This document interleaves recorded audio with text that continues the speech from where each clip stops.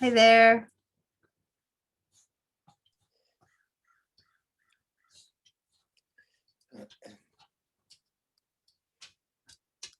All right.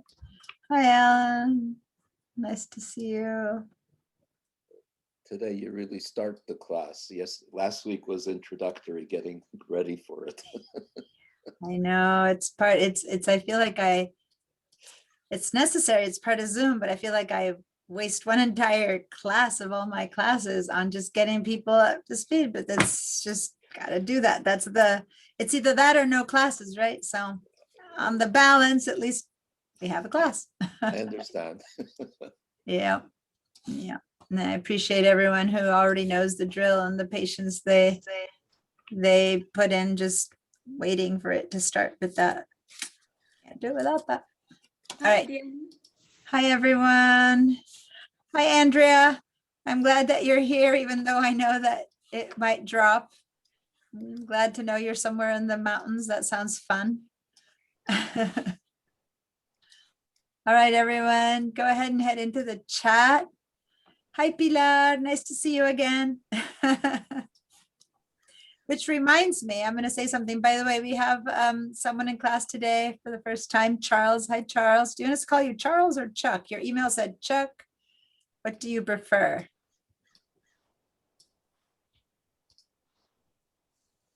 All right, let's bring that in. So everyone go ahead and head over you hear to me? Yes. Okay, I can hear you now. You can call me whatever you want. All right. Do you have a preference or? Call me Charlie, Chuck, it doesn't matter. Okay. What are the CH names? Okay. All right. So I'm admitting people as we speak, and most everyone showed up last week, so I'm expecting a bunch of people. While we are waiting for everyone to go in, please head into the chat and do your little sign in saying that you're here, please. And there we go. If you're going to have a second computer connected, go ahead and connect your second computer. I just got through with a publisher class. Now, Microsoft says we don't really like this publisher program, but I think it's really good for what it does. I don't know if Adobe has the equivalent of it, but because really publisher, I mean, really the programs they have really are more advanced than what the publisher is. Yeah, so that's what I was going to say. What's up with publisher is that it's awesome for people at a basic, although not so basic, because it does some really good stuff, level of desktop publishing. Like if you're doing newsletters and, if you're an assistant to someone and you need to get out, reports and newsletters and stuff kind of quickly or things like that, it's really good.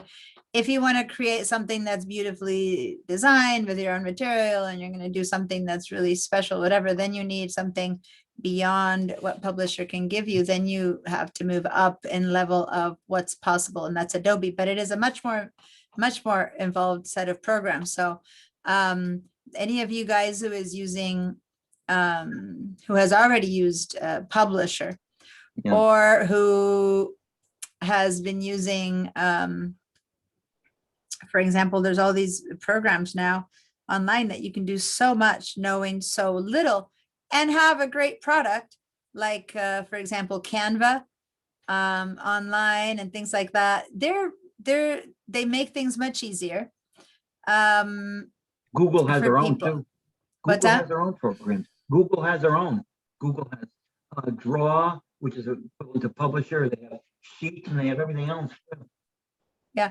So basically it's interesting because we were talking yesterday. I'm in a group where we're trying to work with equity issues and stuff like that at school. And one of the conversations that came up is that who decided that Microsoft is the end all and be all, or Adobe is the end all be all, right?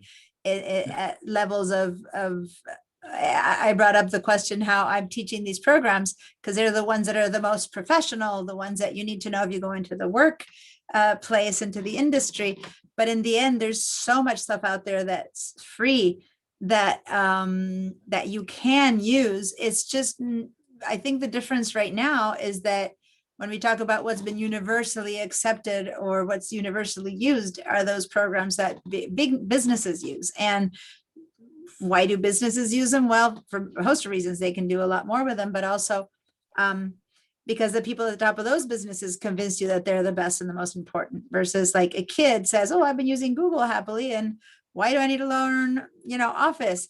And who listens to the kid? Everyone listens to the, the big voices. And so there's this decision of who makes the choice. I don't want to go deeply into that, but that said, I still do teach these programs and these classes, but I'm very happy to talk about it and give you guys the cheap or the free option. The thing is, if you know how to use Photoshop, you can use any editing program under the sun. If you know how to use Illustrator, you can use any vector-based program in the sun. If you know how to use Digital Design Techniques, you'll figure out how to use Publisher and all of those, because these are so much more that then you know how to apply that skill to easier, simpler based programs. The issue then is, do you need so much more, right? And then the question is, how much do you need to do what you need to do? And do you really need to know digital design, InDesign, if you can do it with Publisher or something like that? So it's up to you. I think what I do is I give you all the skills. I try to give you the equivalencies. And then after that, it's like, if you know how to ride a car, you can learn maybe then how to ride a truck. But if you don't know how to drive, you can't drive either the truck or the car, right? That's exactly So right. it's kind of like you get the skills and then you need to reapply them into other areas. I know that probably using Canva for me is much easier because I know so much more that then I can use Canva like without even thinking about it, versus someone else approaches Canva and at first it might take them longer to figure it out because they're lacking some basic, or maybe they can't move out of the basic templates that they're given. They don't know how to mess around with them, which you can, because you don't have other knowledge. So I think the more you know, the more you can then go to the other programs and apply what you know here, right? But there's the many thing about Office is that Office is free. If you're enrolled at SBCC, they give you can get a copy of Office, whereas Adobe, that's not true. You have to pay. Well, Adobe, you can use it for free. I know that, so Charles joined us. He emailed me yesterday saying he had joined the class. So I sent him the links to all the videos of the first day at night, right? When I just got finished teaching. So I don't know that you got to hear everything, and hopefully, I'm going to proceed today as if you did watch the video, as if you do know. I did watch. Thank you then for the little amount of time you had to do that. But you can get the programs for free through VDI, which is what a lot of the people in this class are doing. Through VDI, everyone's going to be having access to the programs. But to install them in your computers, then you can get this really cheap version. Cheap meaning $40 for 6 months or $80 for a year. So it's still pretty accessible for a student. But yeah, these programs are, really intense, and they don't, the fact that we have the option of 40 and 80 is so much better. It used to be that to get these programs, you had to spend thousands of dollars. And so you only bought them in order to learn them to go work for someone who owned them, but very few people actually own them. And this is only a few years back. So, things are getting a little bit better. But in the end, if you don't know the Adobe suite of programs and you want to go anywhere in the world of design to work, you can't. But if you go into an office situation where they just need you to do a flyer now and then yeah, you just use Publisher or Canva. But if you want to do anything in the world of design that's anything beyond basic, you're going to need to know the Adobe Creative Suite programs, because those are the ones that the world at large uses in the world of publishing and design and stuff like that. So, my son learned over the summer on his own an animation program called Blender, which is awesome. And it's free. And then he took a class at City College and learned Maya, which is the one that costs, $10,000 to install or something. And he learned with Maya at school. And he basically told me, Mom, it's not that different from Blender, right? Which is the free one. And of course, just like I say with Photoshop I also teach the Mac classes, and I teach people how to use the Photos program of the Mac class. There's so much you can do in that program now, that overlaps what you can do in Photoshop. Not everything, but a lot, right? So yeah, the question is how many people really lead the real professional versions and how many people can do with what's not so professional, but does the job for your needs. So take these classes, learn a lot, and then decide what your need is and what you want to invest in. And that's why you can, for free, through VDI, use the programs without really doing the investment or doing a small investment until you really know what your need is, right? What is Blender? That's for animation. We're not going to do any of that, but it's an animation. It creates 3D graphics and animation. So anyway, the thing, so hi everyone, almost everyone is here right now. We're having a conversation with Charles, who's joined us today, but he did watch the videos, and so he's kind of caught up with where we're at. And anyone else who wasn't here last week, just for me to be aware, anyone who was missing the first day, let me know. I think you were all here. Yeah. Okay. Yes, Patricia.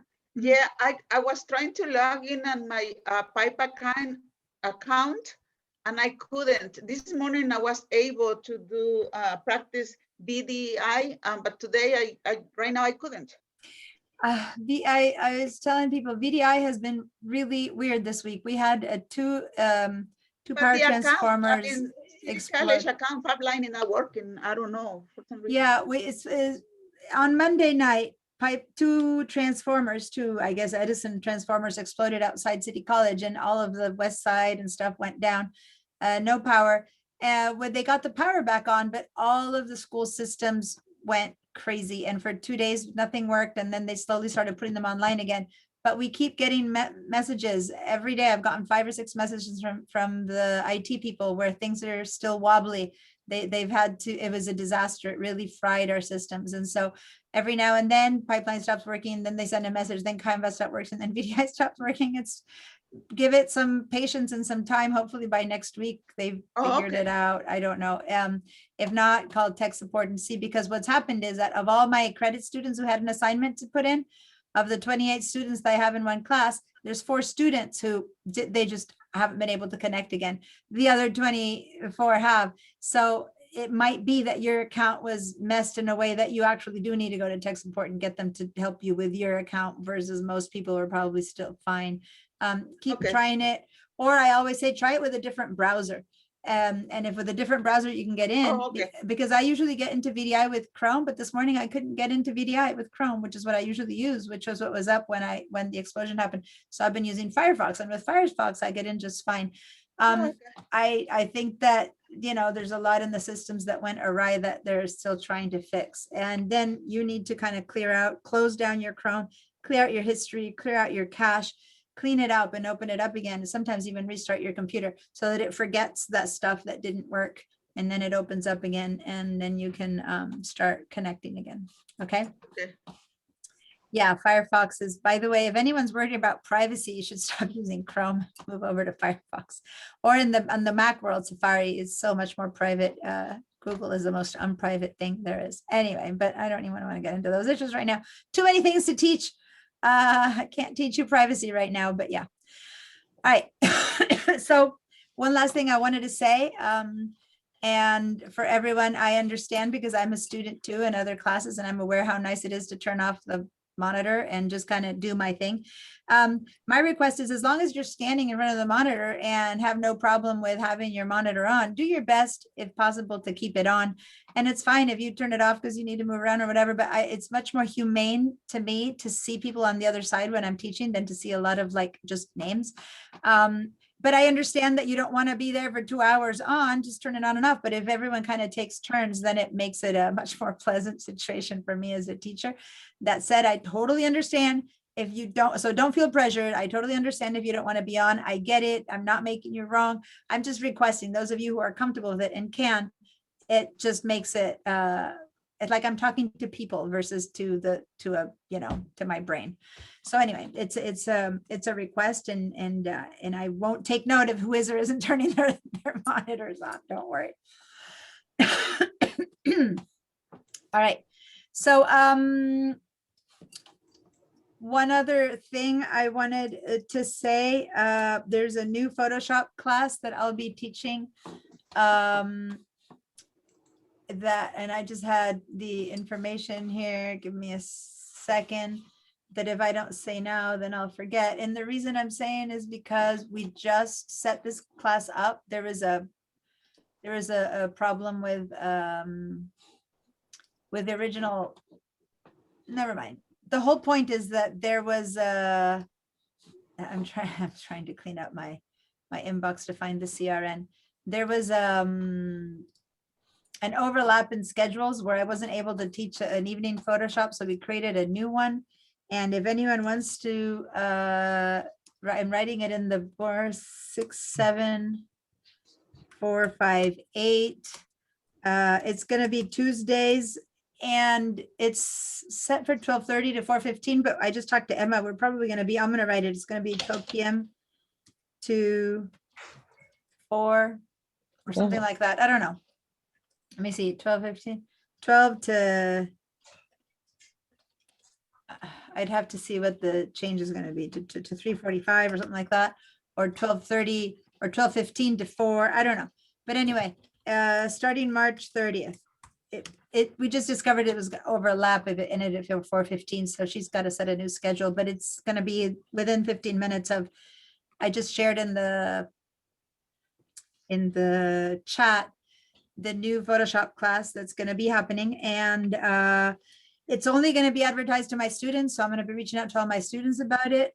So if you think you can make that time, or if it's going to work for you at all, please give it a try. Sign up, even if you can't make all the classes, you have the recordings and stuff like that. We need about 17 people for it to run. No, there isn't a Photoshop 123. There's a Lightroom 123, but there's no Photoshop 123. I'm answering Molly who wrote that question. So Lightroom is a different program than Photoshop. We're actually working on a Photoshop 123 that I'm putting through curriculum, but right now it's Photoshop. And since it'll be students that my students, that are either already taken it or already are part of this arena or world, it'll go much faster.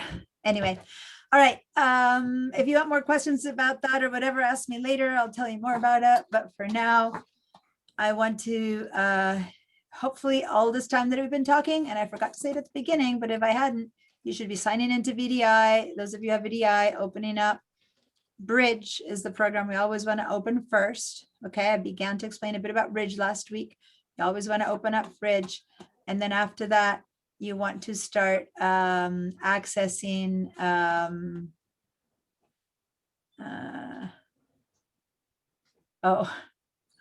okay. And you need, I just got the answer from Emma. They're going to change it. 2 people went ahead and already registered, and so they had to get approval to change the time. And it's probably my students from the morning already did that, because I just told people. They still won't let me register. Yeah, you need to wait until they change the time, which they haven't yet. So once they change the time, anyone who wasn't in the other Photoshop class was able to register. And so now they have to change the time for everyone else to be able to register. Anyway, I was talking about Photoshop again, because I just got the yes from Emma. All right. So guys, hopefully you've opened up Bridge. Once you open up Bridge, then I want to take you to the place where our class files are. Now, I am I am adding some new and different class files in here. But I want to show you how to get there, either if you're at home or if you are in class. I always say at home, let me give you the keys to understanding what I say, because I keep saying if you're at home. What I mean when I say if you're at home, because you're all pretty much at home, unless, yay, Andrea somewhere in the mountains having some fun, but you're all probably at home. What I mean at home is you own the subscription, you've downloaded the programs in your own computer. That means you're at home. Whenever I say at home, whenever I say those of you who are using VDI or are at school, I mean people who are using the VDI programs, meaning from home, you're accessing the school computers. Okay. So just to explain the differences, because the only complication of teaching on Zoom is that I have to teach with people who have 2 separate types of setup. And so when I say at home, it's those of you who paid for your subscription. And thus you need to download your files onto your home computer to use them.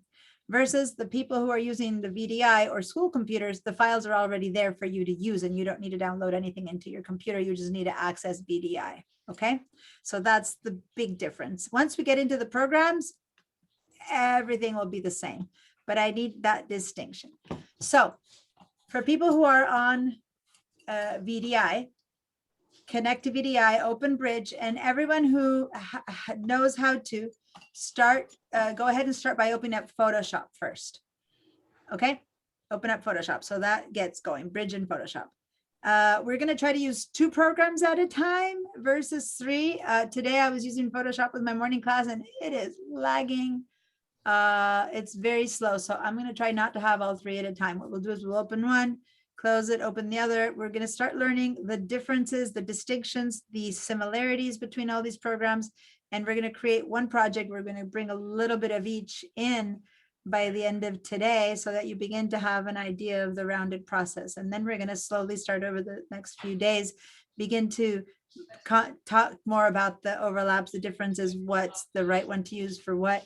But today I want you guys to get a little bit of an overall, but I don't want you to open, especially if you're on VDI, open all 3 programs because I don't know how it's going to be handled. And on your home computers, if you have a very strong, new, powerful computer, sure, open 3 programs, but I'm not going to teach it that way. And very few computers are powerful enough to these are big programs. These are all very the big. transformers next to I'm gonna SBCC. mute Ali there. Very few programs, very few computers are powerful enough to run all of 3 of these programs at the same time without lagging and stuff. So do a favor and open up just Bridge and Photoshop for now. Now, I'm gonna show you guys who are at home, people who own the system. I'm gonna show you how to access the files for class, okay? You're gonna have to download some stuff. Now, that said, next week, I'm gonna make you download some more stuff and maybe I can send you an email because I want you to download some other stuff that I'll bring, but for now, there's some files there that I want you to download. So I'm gonna share my screen. This is for everyone who is at home. And when I say that, I mean everyone who has already paid for their account and the Photoshop version that you're using is at Photoshop or InDesign or everything that you're using is installed on your computer. Right. So the rest of you guys wait a minute and watch. Actually, you can all do this because it's the same process to get to the handouts. Okay. It's what we did last week to get to the handouts. So it's the same exact process. Everyone can do this, but you don't need to do the final part of downloading if you don't have the programs. Okay, so I'm on Firefox right now, and let's go to SBCC. So we did this last week, and you should have practiced this 10 times, right? How to get to your handouts, okay? So then we're heading to pipeline. So I'm going relatively fast-ish because you should have practiced. Remember the homework for today was to do this 10 times, right? The only one excused from doing it 10 times is Charles because he got the message yesterday. Everyone else should have done it 10 times. Then we're going to head over to student non-credit. Let me make the window a bit smaller so everyone can see it. Then we head over to student non-credit. If you're a credit student, let me know. Then you just hit the word student. And then you have to go to resources. But if you're non-credit, then over here we go to the right, you hit Google. Then here on the left, we go to shared drives. Double click on shared drives, or I guess single click too. I don't know. Is it single click? Yeah, single click on shared drives. And then over here, if you're in just this class, you will see this one box that says Digital Design Techniques. If you're in more of my classes, you'll see more. So double click on Digital Design Techniques. This is the process to get you to the handouts, which you all should know. Now, for only the people who are at home with their own version, don't open this folder that says class files, Digital Design Techniques. Don't open it. Just right click on it and say download. Right click and say download. Okay. So remember, Those of you who are working on VDI, you do not need to download the files. The last thing you need is to put a bunch of stuff in there that you don't need. Now, this is, I have quick guides to Illustrator, Photoshop, and InDesign. So I have a lot of information here. I have shortcuts. I have a lot of good stuff in here. For now, I want you to just download this folder. Okay, so now anyone who is not finding it or who is not able to download it, any questions about this? Hi, Veronica. So, and Meg, you guys just joined us, and what I'm having people do is, if you are not using VDI, if you are at home with your own copy of the cloud, Creative Cloud, Adobe Creative Cloud, then I took everyone to the handouts, and I'm asking you to download this folder of class files for digital design techniques by right-clicking on this and downloading it. If you need to know how to, you know, if you have VDI, you don't need to do this. Okay. Now, once you do this, those files are going to go into your downloads folder. Okay. So right now, whether you're on a Mac or on a PC, whichever you're on at home, those files are in a folder that are in the downloads folder. Okay. Now, depending if you're in a Mac or on a PC, go to your downloads folder right now and see, sometimes you might have a zipped file. You need to double click to open them up, or you might just have the files already unzipped, depending on the settings of your computer. Okay, so go to your downloads. And so if you're on a Mac or on a PC, just some of you might need to double click on a folder that's called zip, the last thing you downloaded, to open up the files. So before I move on to the VDI people, are there any questions about that? Did it not work for anyone? Do you not know where I am? Did I leave you behind, or are you totally comfy? Any place that you're in is fine. Go ahead and let me know.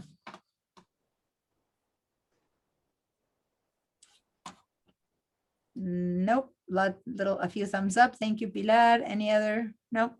I have Google Thank you, Drive Justine. sheets on my, or Google Drive on my computer, so everything's there. Oh, you already have the, okay, so then you have yours set up. Good. That said, can you open it from, yeah, you can open it from there. Cool, good. All right, good. Lots of thumbs up and good news. So I'm going to assume everyone is who's at home has that. So now I'm going to shift over to VDI. So now I am shifting to all the people who are on VDI. Let me change my screen and share. Okay, so everyone who is on VDI should have already opened up their bridge. Okay, and if you are on bridge, and I'm actually going to be on bridge, I'm going to show you how to access the class files on bridge. So first of all, if you opened bridge, the most important thing for me that I need to make sure that you know is that when you open bridge, I'm going to do something else that I didn't do last week. Give me a second. Give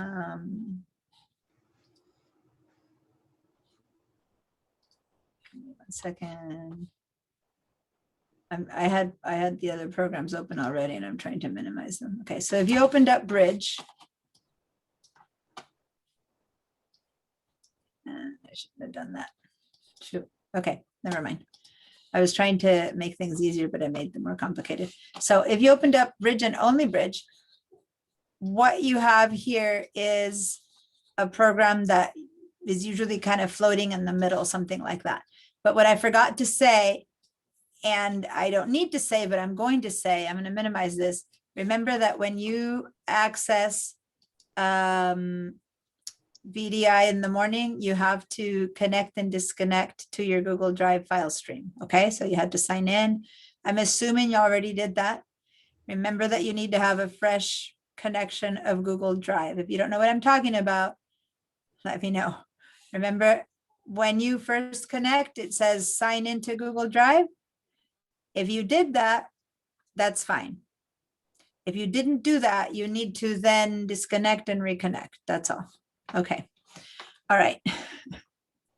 Alan, look at that photo you have replacing your video. That's fun. Okay. It's bridge. What is bridge? I have it on my iPad. I have the VM Horizon, but I don't see Bridge here. I see, it says Google Chrome Video Okay, Studio. stop for a minute. Actually, of all things, I never asked you, Charles, do you have a Creative Cloud account or are you using VDI? To access the Adobe Creative Cloud programs, Photoshop, Illustrator, do you have a subscription to your Creative Cloud or are you going to be using VDI? If you're talking, your sound is off. So if you're answering, I can't hear you. I'm sorry, they have a 30-day trial of Photoshop, so I downloaded that. But I also have the VM Horizon on my other, and I don't see where Bridge is. A 30-day trial of Photoshop. Yes. That's rare. They do only 7-day trials now. But anyway, that's fine. We need much more than Photoshop. We need Photoshop, Illustrator, InDesign, and Bridge. Those are the 4 programs you need. So you need to use VDI today to follow the class. And if not, just watch and then I can help you during break to get on. But right now I'm going to continue. Okay. But if you don't have the programs installed in your computer, you can't, you have to access them through VDI. So, but I know that you might have not gotten all of that because you just checked in tonight. Just watch and then I'll help you catch up during break so that everyone else doesn't sit and wait. Okay. All right. So in VDI, open Bridge. People at home also open Bridge. For people at home,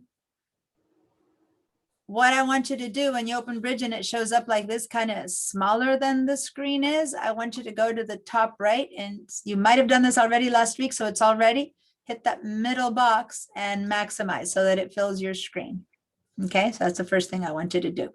Now, on the left side, so by the way, you all had hit Essentials last week, so it should be in Essentials, but if not, click here the word Essentials.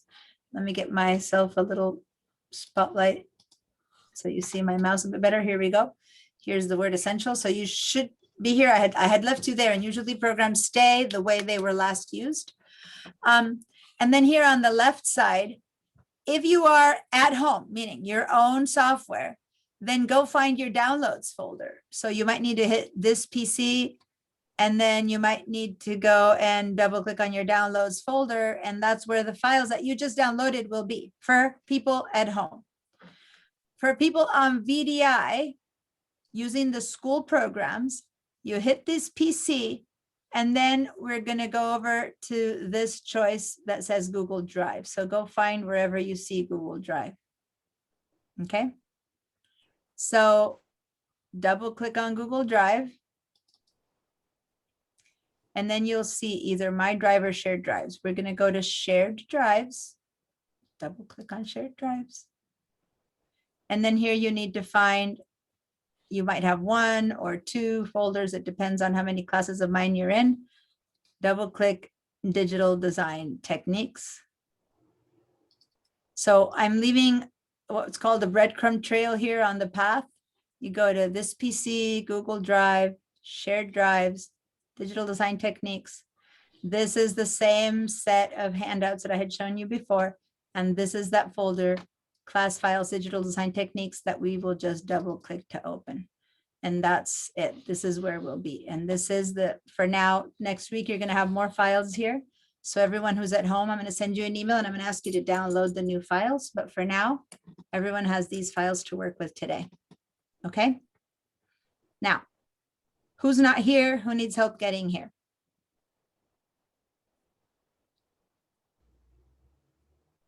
This is the time to speak up. I'll talk to you later because I don't know what. Yeah, if you don't have Bridge, you can't get to this. So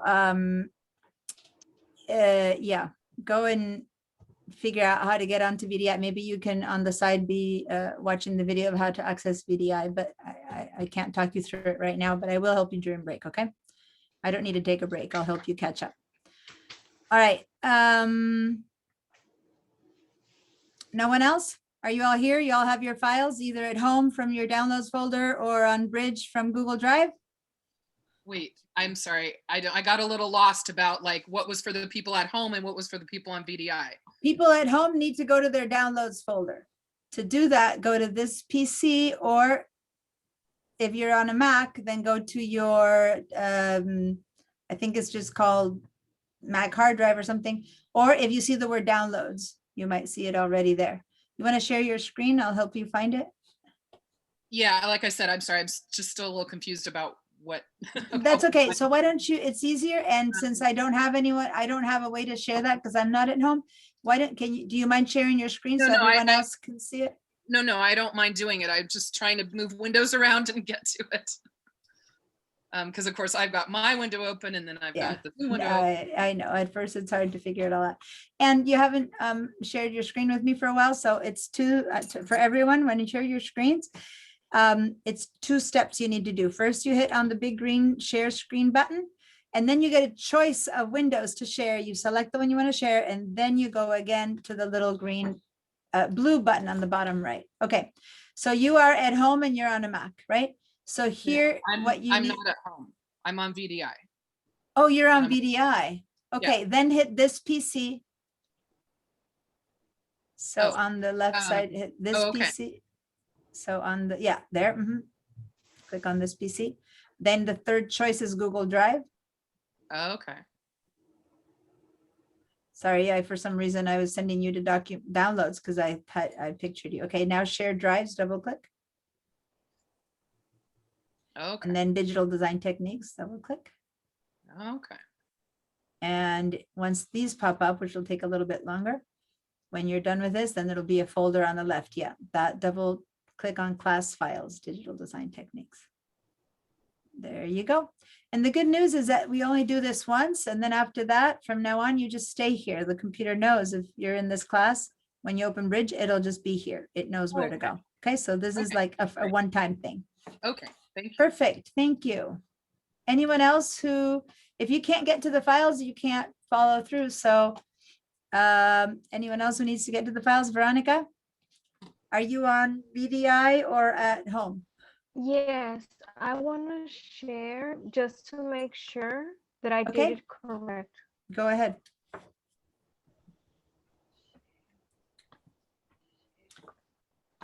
Okay, so this is what I'm seeing.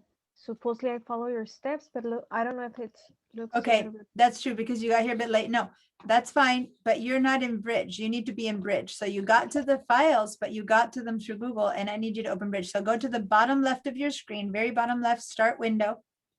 Very, very bottom. Nope. Nope. No, the window. That one, yeah, and then open Bridge. So, oh, you already, it's Adobe, sorry, it's Adobe Bridge. So there it is. Click on that one. Yep. Open Adobe Bridge. Once it opens up, then, and it's going to take a little bit of time. Oh, not so good. So go up to this PC. It's 2 up from where you are. Oh, what happened there? Okay, I don't know. All right, that's weird. Something went gray there. No idea why. And it's the, Oh, there. level. This PC. Okay, so say close to that because it's the first time you open it, so it's doing that. It's just, yeah, trying to teach you stuff. Oh, the first time ever you open, it's gonna ask you to sign in. So put in your entire pipe. No, you need to do this. Sign into your pipeline entire thing at pipeline.sbcc.edu. I made the assumption everyone had opened Bridge last week. And once you open Bridge, you were asked to sign in to the cloud. So if you hadn't signed in, now do it this time, say continue. Pipeline is spelled no E. You need Oh, an E. hit flip line, thank you. Good eyes there. Eagle eyes. And good. Now on there on the 4th option is Google Drive. Double click on the right in the big middle. Yeah, double click on Google Drive. And now shared drives. Nope, went to the right, shared drives. And now Digital Design Techniques, double click. And in a little bit, when they come in, again, the top left folder, which is class files. Okay. There Thank we go, but You just need to wait a little bit longer for the folder to pop up. And once the folder, there it is. And now the top left folder, class files. So do you see the folder that says class files? Oh, it was there. There it is. Double click on that. Yeah. Perfect. Just double click on it. Cool. Now I'm going to stop your share. Anyone else who needs help? Once you're here, you're here. From now on, you're fine. But those at home, you all found your files. All right. I found it, but it looks like it's opening it up out of my downloads after I double click in Bridge. It doesn't look like it's remaining in Bridge. I at this point, I need everyone to say I'm at home or I'm on VDI because I'm at home. okay, got it. So from Bridge, did you click on downloads? Go ahead and share your screen. It's always the easiest. From Bridge, you need to click on the downloads from Bridge. And if it opens up, it'll open it from your downloads folder in Bridge. This is a good time to explain Bridge, by the way. So you're in a Finder here. Are you on you're in the Internet Explorer right now? So you're not in Bridge. So go ahead and close the Internet Explorer right now and open up Bridge. Okay. See, guys, the photos are where they are, and your computer, they are in your downloads folder. But Right. instead of finding them that way, we're going to be using Bridge. And let me explain why. This is a good place to explain why. Meanwhile, do you have Bridge open? Yeah. Go ahead and go to Bridge. You're sharing only this window. So if you have it open, I'm not seeing your Bridge. I'm only seeing your Explorer window. So you need to go up to New Share and switch Yeah. so that we can see your Bridge window. Ah. You are screen sharing. New share. Yeah, and then choose your Bridge window and then say share again. That way it'll switch. So guys, there we go. So here on the left side, go to this PC, top left. Yeah. And then find your downloads folder, which is third row. Yeah, double click on that.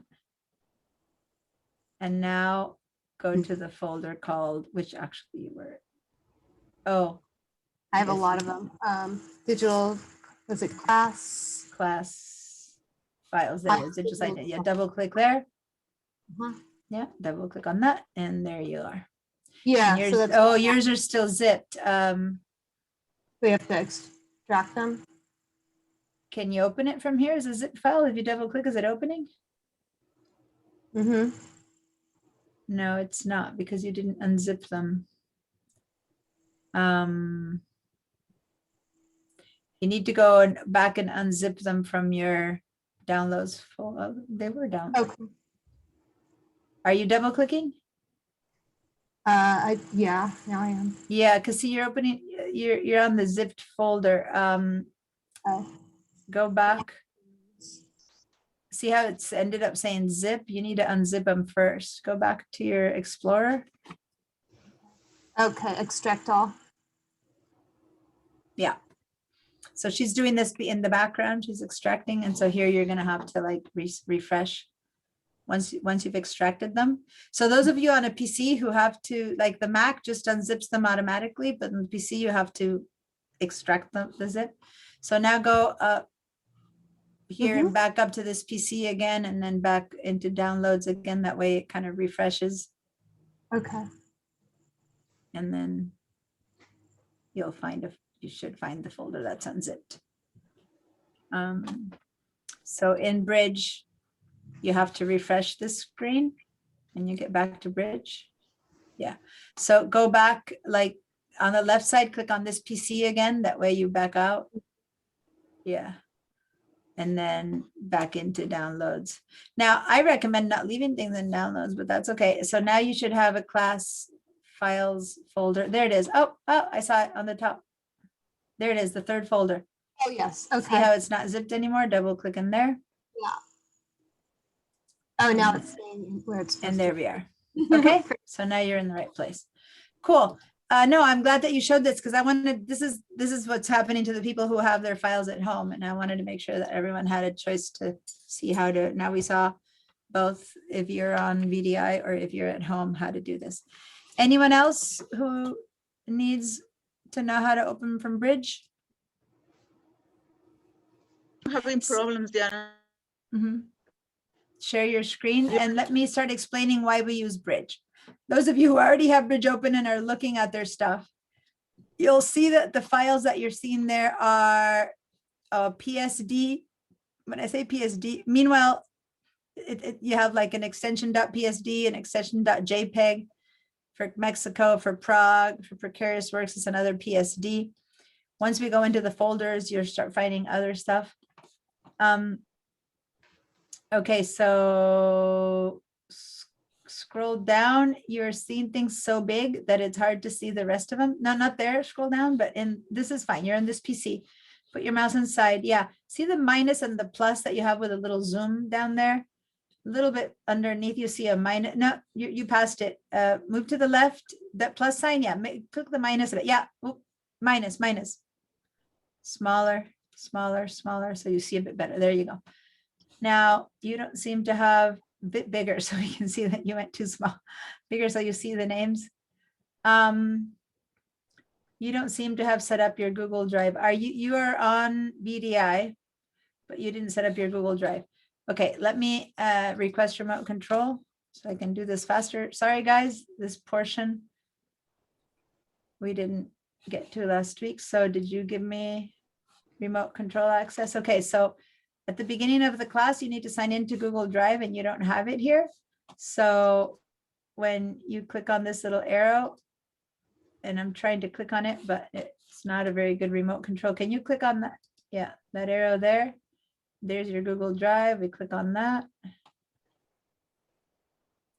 And when it opens up Google Drive, you need to sign into that. So go ahead and sign in and put in your password. Guys, you have to sign into your Google Drive before you can access your files. So, and you need to, it says your, not Patricia, this is your pipeline Google P Carranza, yeah, at pipeline.spcc.edu. Pipeline at pipeline.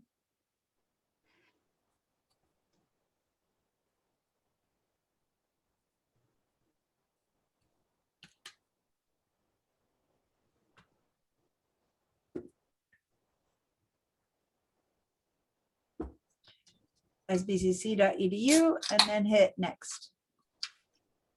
Yeah, so that's the kind of stuff that I always knew the second day. You're still going to be a reminder.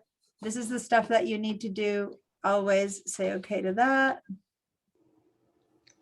And once everything is, now you can just close that from the X at the top. We don't need it. It's just welcome you in. Yeah. Okay. And now, good. Now go back to Bridge. Click on any of that black stuff in the back. Yeah. There you go. And there's Google Drive. Your third choice is now up. See there? No. Go back to the, no.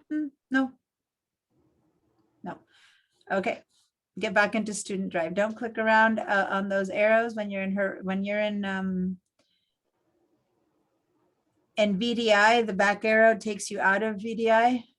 It's okay, because you'll be in there again. Okay, so now just click where you see that music thing. And yeah, the music, no, on the right side of your screen when you see a little music, yeah, click on that. Yep, click on that. Okay, and now you need to, for some reason, you defaulted again to so big. Go and say minus on the zoom again. It gets so big you can't see anything. Yeah, there you go. Whoa, one less. Okay, your third folder.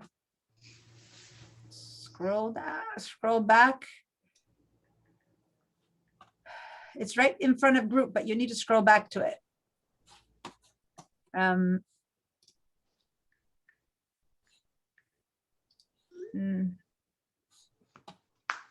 think the fact that I'm still, you need to scroll back to it. Okay. See the third choice right there? Local disk CD drive, Google Drive, the third box. Yeah, double click on that. Shared drives, double click on that. And now Digital Design Techniques class. And in a little bit, you'll see one more folder it needs to first come in. Okay, there it is, that folder, double click on it. Now, as much as we've taken some time to get you guys here, as I said, next time you open Bridge, you'll be here. You'll be here. There's no more issues, right? So, okay. I'm gonna stop your sharing now. Cool. All right, guys. So this that just happened, that we just did is what every time you get on VDI, you have to access to get to the files, okay?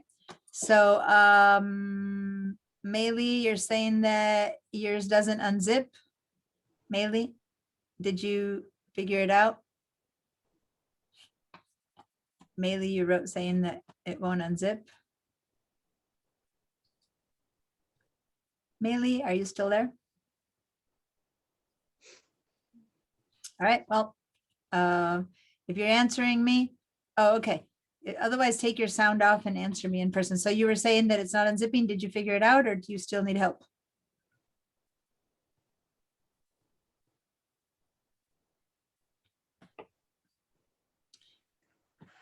Okay, so can you share your screen and I can help you?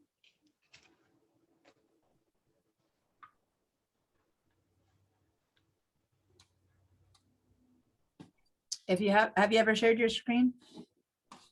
You need to share your entire window. Go down to the screen.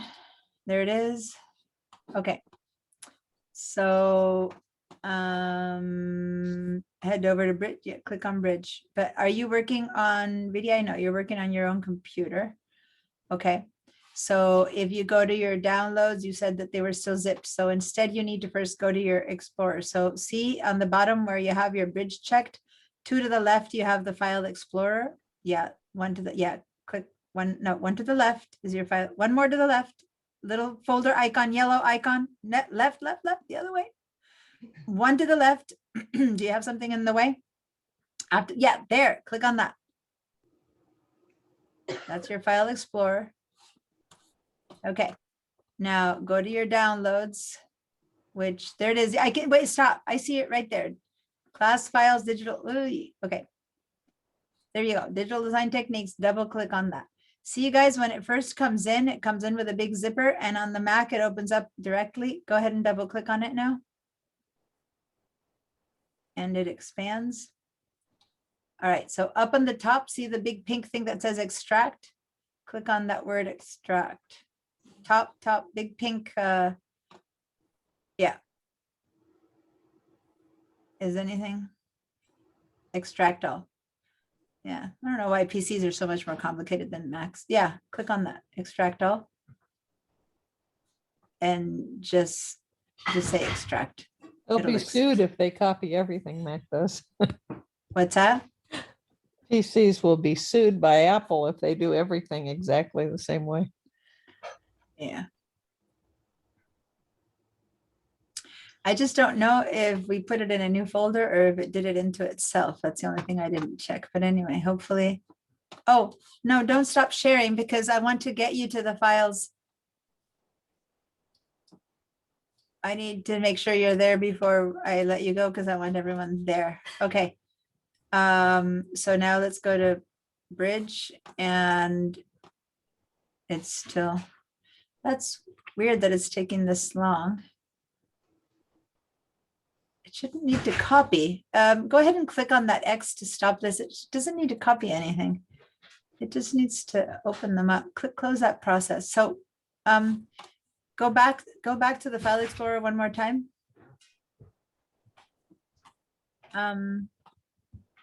Downloads. Let me take over. No, I can't take over. You don't have it allowed. You don't have it allowed for me to take over, so I can't. Okay, double click on that folder that says Digital Design Techniques.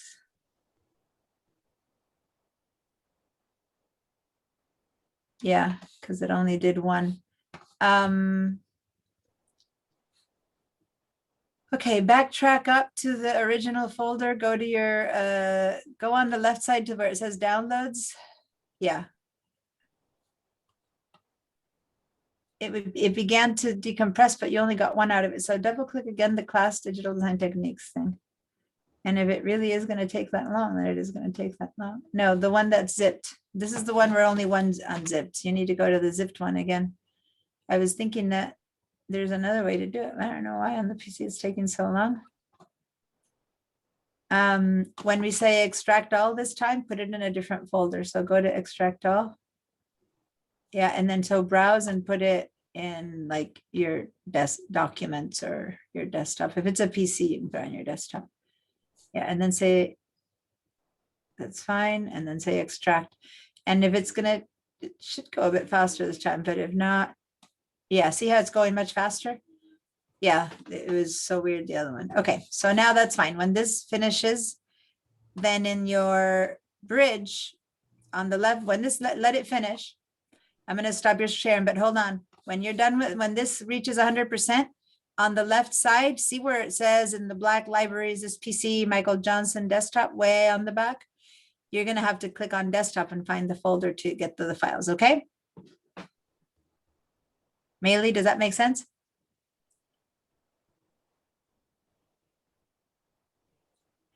When you get to 100%, which so it might take a little while, then you'll be able to in Bridge find your files under your desktop. Okay? Yes or no? I just can't hear you, so I need a yay or nay.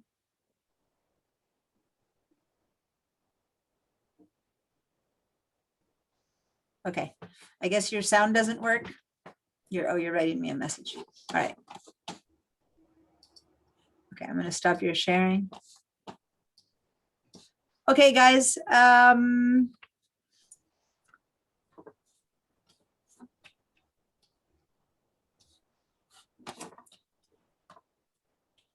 I need to know, here's a request I have from you guys, from everyone who I had to help this morning. I have a request.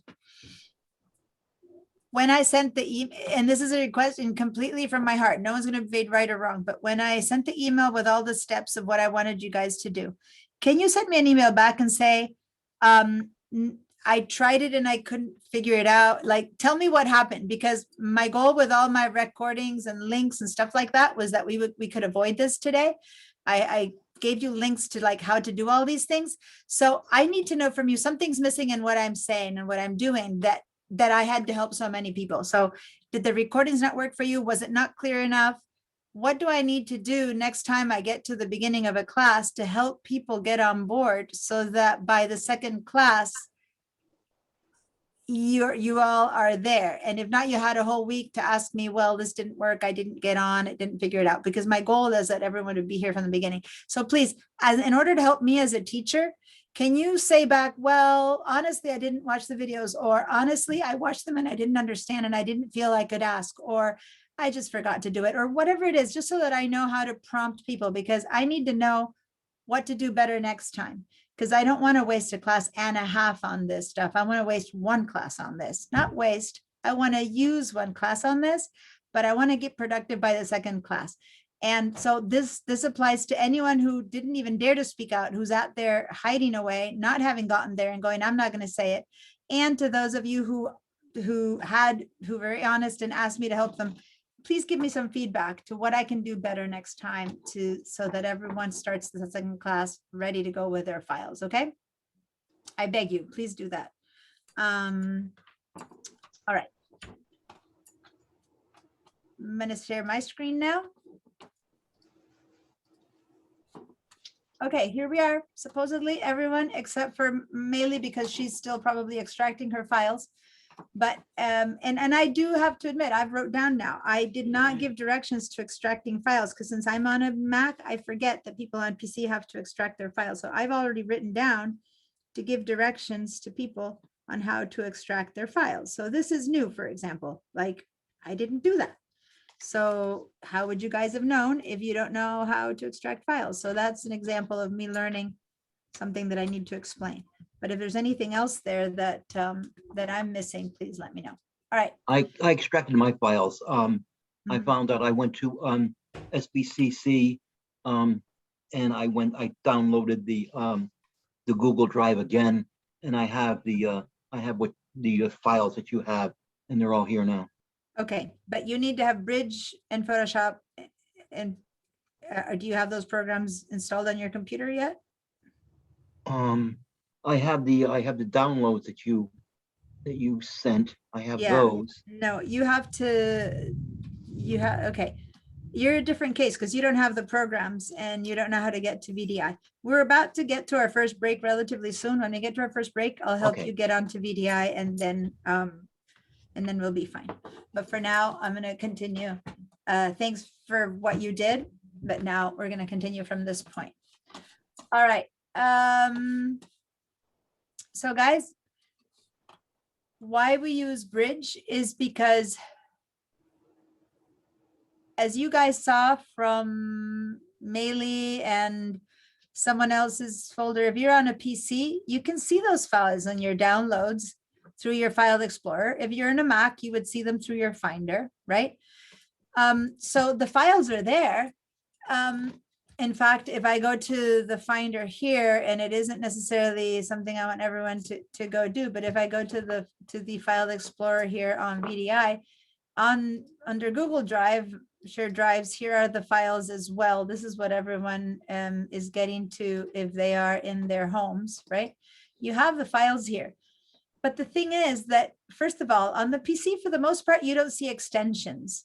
See how here it just says Prague, Mexico, KNH, noise. You have no idea on these yet unless you hover, and then here it tells you it's a Photoshop image, and here it tells you it's a JPEG, and here you see JPEG, whatever, but the extensions tend not to be there on a PC. On a Mac, the extensions do tend to be there, although I'm noticing on the new Macs that they have also hidden them. So by the extension is the dot and 3 letters that are behind a word, a name. And if I go into, if I go, for example, and double click this thing that says Star King newsletter, again, begin, final what? Well, this is an InDesign document. By not knowing what files these things are, you don't really know what you've got going here.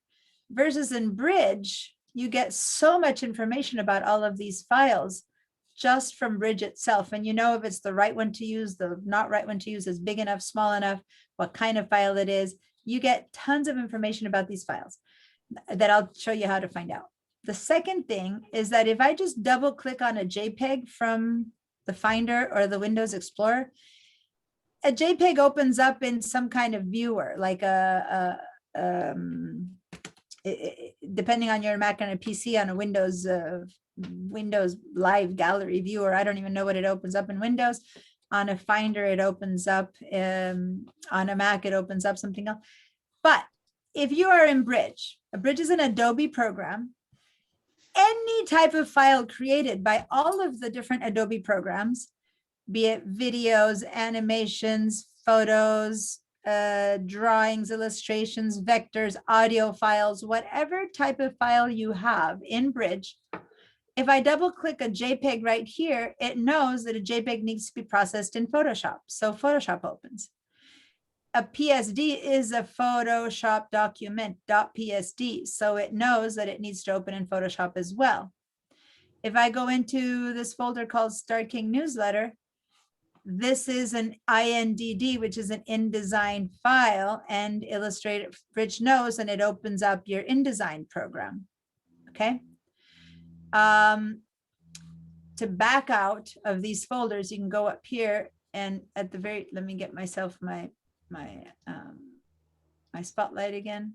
Every time I stop sharing, it disappears. So go back to class Digital Design Techniques up there, and you go back to the folders. Go over here to this folder called File Formats, the second folder, and double click on that. And here you have a GIF. Here you have hybrid formats, raster formats, vector formats. These are all different type of files. Okay, so any kind of format that's a graphic file format that you open, Bridge knows how to handle it. So that's one advantage of Bridge. Another advantage of Bridge is that you hold on to a file and you find out a lot about it from whatever shows up here on the right or on the left. So I'm going to make this window a bit smaller again. So for a class like Digital Design Techniques, Bridge becomes pretty crucial. If you haven't yet, when you go back, oh, hold on, gotta let someone in, just showed up. There we go. if you click, in order to back up or in and out, click on Digital Design Techniques there, and then you have these folders, okay? So then you double click on the one called File Formats. And then to get out of that, you go back to Class Digital Files and you go to the next folder. Okay, that's how we're gonna go in and out of here. So you go in there. And so under File Formats, you have two things that on the top look very similar. The icons look very similar. Here it says OAS logo 900 trans.gif. Here it says 900 logo GIF. If I click on one, I want to know more about it. I don't want to open it yet, so I'm not double clicking. I'm just single clicking on it. And here on the right, and it's possible that you see the word publish here. If so, click on preview. You see a little tiny, not so tiny, but you see a preview of it. And then here you find out more information. This is the metadata about that file. You find out when it was done. You find out how big it is, how many pixels it is. So this one has 712 by 480 pixels, 9K indexed. You click on this one. It's actually similar, but it's, 15K. It's a different kind of indexing. You go into raster formats. All of this makes no sense to you yet. Oh, but I will help you make sense of all of this. So now I went into the one called double click raster formats, where you have PNGs, GIFs, TIFFs, JPEG. All of these are different types. This is the same image. The left one is a JPEG. The middle one is a layered file. The third one is a PNG, and you can see some transparency behind it. And it's the same photo saved as 3 different types of graphic files. So I'm going to be teaching you the difference between these, but you wouldn't notice any of that in the Finder or in the File Explorer. You would just see 3 names and you wouldn't know the difference between them and why. Versus in Bridge, you already know the size, the big, is it going to fit? Is this one going to be good for screen? Is this one going to be good for a postcard, a poster, or for my web page, right? So as you begin to deepen into understanding how to do things for all types of digital designs, you need to understand the files that we're working with. I have some handouts that explain digital files that I want you guys to be starting to read, digital file formats, so that when I speak, you begin to have some idea in the background. But let me just say that a JPEG usually is what comes out of the camera. So if you click a photograph, unless you have a special setting on your camera to shoot a raw picture, I'm not going to talk about raw photos right now. 99% of cameras, well, all cameras actually, because you can, all cameras, even the ones that can shoot raw, will shoot a JPEG, including all your phones, smartphones, point and shoots, big DSLRs. Anything that you choose to take a picture with will save the file as a JPEG file. So that's something that comes out of the camera. Okay. Now, when it comes out of the camera, you can then choose to open it up in a post-processing program and do something to it to make it better, to make it worse, sometimes to cut out the background. Clearly someone went in here and cut out the background already, right? It's not like this guy was shot against white. Maybe he was shot against white, I don't know. But you can cut out the background such as this. And then you can choose, when you do that, to leave it as a document that's been worked on that has layers, in which case you did that in Photoshop, like this, the PSD. Or you can decide to re-save it as a multitude of other type of things. You can resave it as a PNG where the background has been dropped out. This little checkerboard here, for those of you who don't know yet, that means 0, transparency. That's how nothingness is shown in Adobe, okay? It's not like we suddenly put a cute little tablecloth behind him. This is actually means that this is a floating person.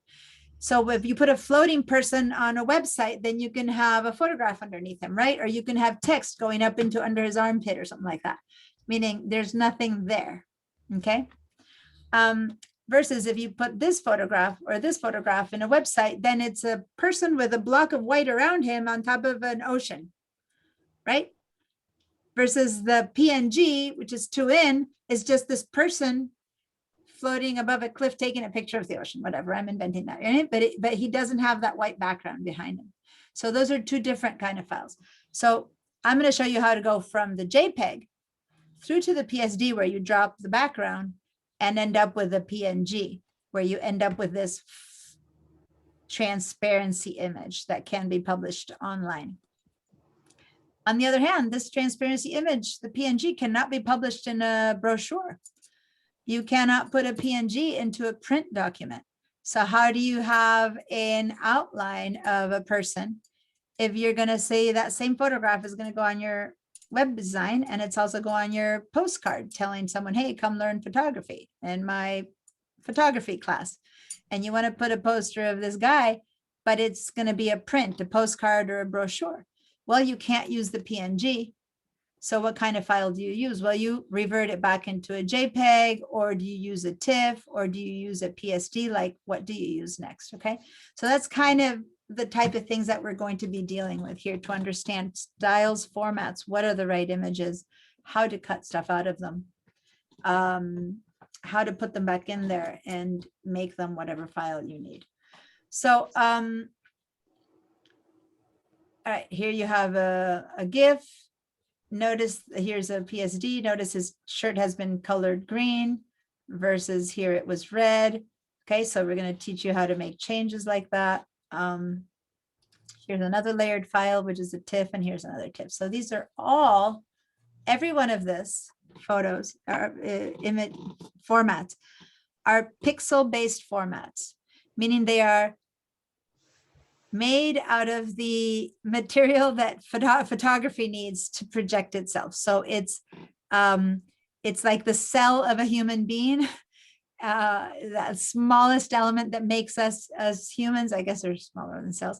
A pixel is the cell of a photograph, and all of these formats are also called raster. So that's why the folder here was called raster-based images, are these that with millions and millions of little tiny pixels that have one color each make you see this one guy who is looking like a full photograph. Okay, here is another example of how we overlap photos. There's a standing person, and then there's this big person. Obviously it's not the same photo. This is a collage where you have this person, that person, and then some transparency down there ready for us to write something on it. Okay, so all of these are the kind of formats that Photoshop would deal with. So we're asking, what's the difference between Photoshop or Illustrator or InDesign?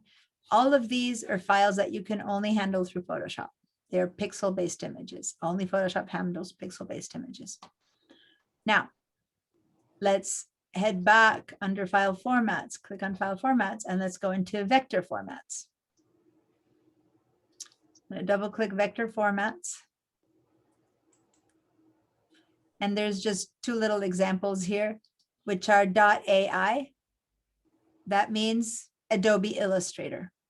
Okay, so here's a very simple example of a vector format file. And here's another one. Now, as you can see, this is a kind of like a poster where there's some art, there's a lot of text. This background is art. And this was all created in Adobe Illustrator. Vectors are files that you create from scratch on a computer. They don't come from reality, so to say. It's something that someone began and made and created on a computer. Since I don't want us to tax the system opening both Photoshop and Illustrator, we're going to start first opening Photoshop. But there's a big difference between a vector file and a pixel-based image. And the main difference is you've created one, and the other one is something you've caught from nature, from reality. You've taken a picture of something, even if it's a picture of a painting, but it's still pixel-based because you photographed that painting, right? Versus a vector file is just a mathematical equations created on a computer, right? So because computers are great with math and formulas and stuff like that, you can make a vector-based image any size you want. It can be the size as my tiny little fingernail, or it can be as big as the whole side of a building. It does not matter. When you design it in Illustrator, whatever size you created it at, it can be changed endlessly to smaller, wider, bigger, any color can be changed. You can do whatever you want with it. It is completely a creation of your own. Size doesn't matter. The word resolution, if you've heard about it, doesn't matter. It's always going to be sharp. It's always going to be exactly as good as you made it, no matter what size you make it. Versus a pixel-based image will depend on the in original capture. It's as good as what you got. So if you got a better photograph, a bigger photograph, a higher quality camera, you have more pixels on it, that's gonna be your limitation. If you shot it 12 years ago with the best camera 12 years ago, had much less resolution than a camera now, you'll never make it better than it was those 12 years ago. Does that make sense? You're kind of stuck with reality-based image versus Illustrator is you. That's the biggest difference between these two programs. This is where we create illustrations, or we create logos, where we create intricate lettering, where we modify lettering that exists to fit our purposes, because we don't want to sit with the lettering we're given. We want to modify that text to some other thing. So that's what we do in Illustrator. And in InDesign, we put them all together. So let's go back to Digital Design Techniques, the main folder. Okay. And let's go ahead, and this is a JPEG. A JPEG means it came straight out of the camera. It's a pixel-based file. Let's just double click on it. And when we double click it, computer knows that I need to open Photoshop. And so it's kicking Photoshop opened up. Now, some of you, I had already told you to open Photoshop. So instead of opening Photoshop, it's just went into Photoshop, right? But I just had closed mine I wanted to show you how just double clicking a JPEG in Bridge, Photoshop opens up. Had you double clicked that in a Finder or in the Windows Explorer, the computer wouldn't have known what to do, and it would have opened it up in Preview or in a Windows Gallery Live Viewer or something like that, because JPEGs can be used in so many different programs in the world. All right. I've been talking for quite a while. Any questions about these things that I've just said?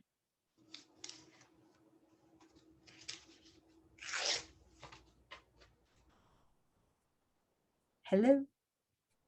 All right. Yes, Justine. I guess I do.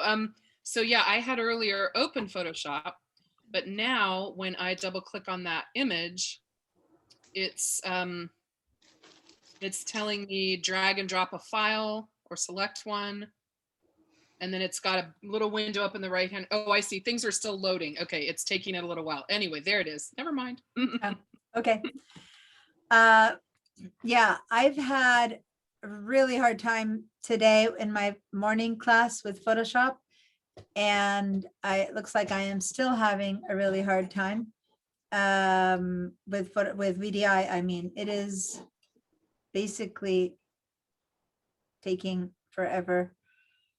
But anyway, it's kind of opening up. Any of you guys who are not in my Photoshop class, it's opening a bit more like this. And in fact, it's probably opening a bit more like this. I don't know. For some reason, it's so slow. It's slow as molasses. It's driving me crazy. This is what I was telling you, that VDI wasn't working well. Usually I can work pretty much full time, but today it's been really slow. All right. So if Photoshop opened up and you have your file in here, you could be seeing it exactly like me, or you could be seeing some things a little bit different over here.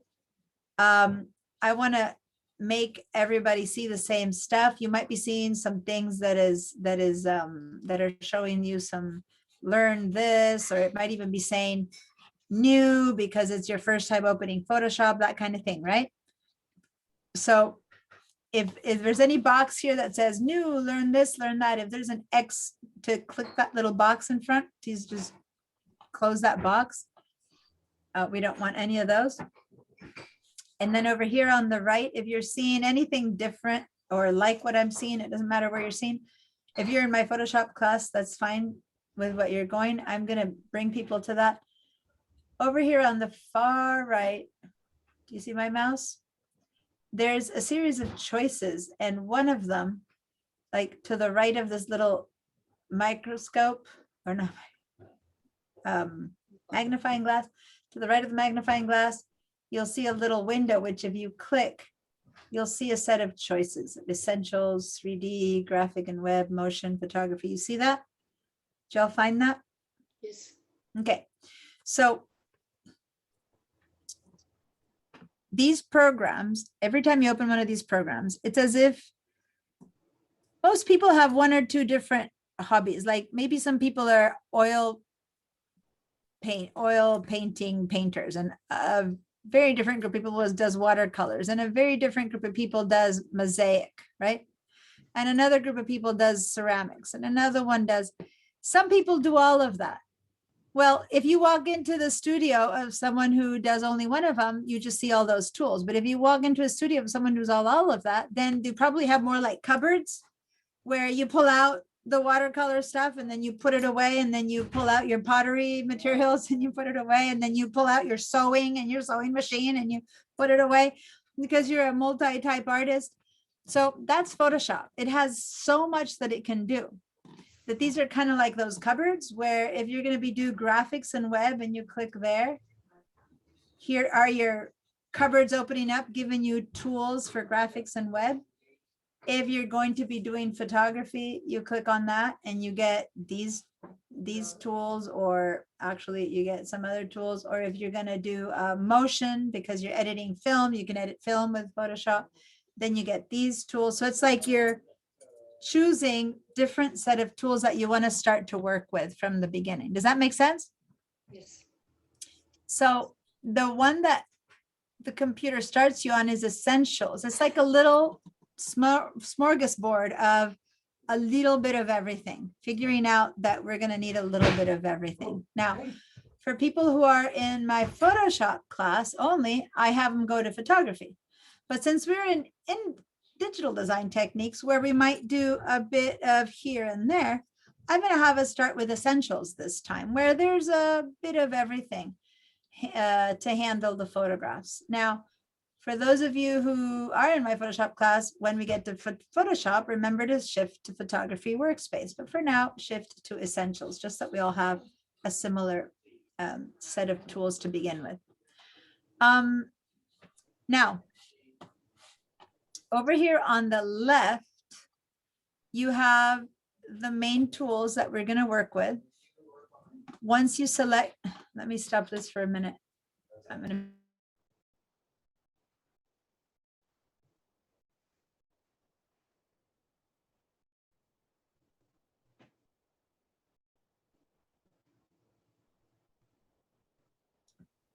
that's me asking my family to pipe it down because I'm hearing them too much and it's hard to talk to you guys.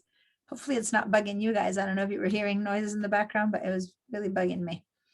Okay, so I'm like, guys, as we all are doing, adapting to the circumstances, my office is in the living room. And when they're done with work or school, they got to keep quiet while I'm still teaching. So I'm just like, pipe it down a little bit. Okay. So here on the left, I'll have a tool. And then on the top, I will have ways to transform that tool. So as I change tools, I'm going to go to the next one down.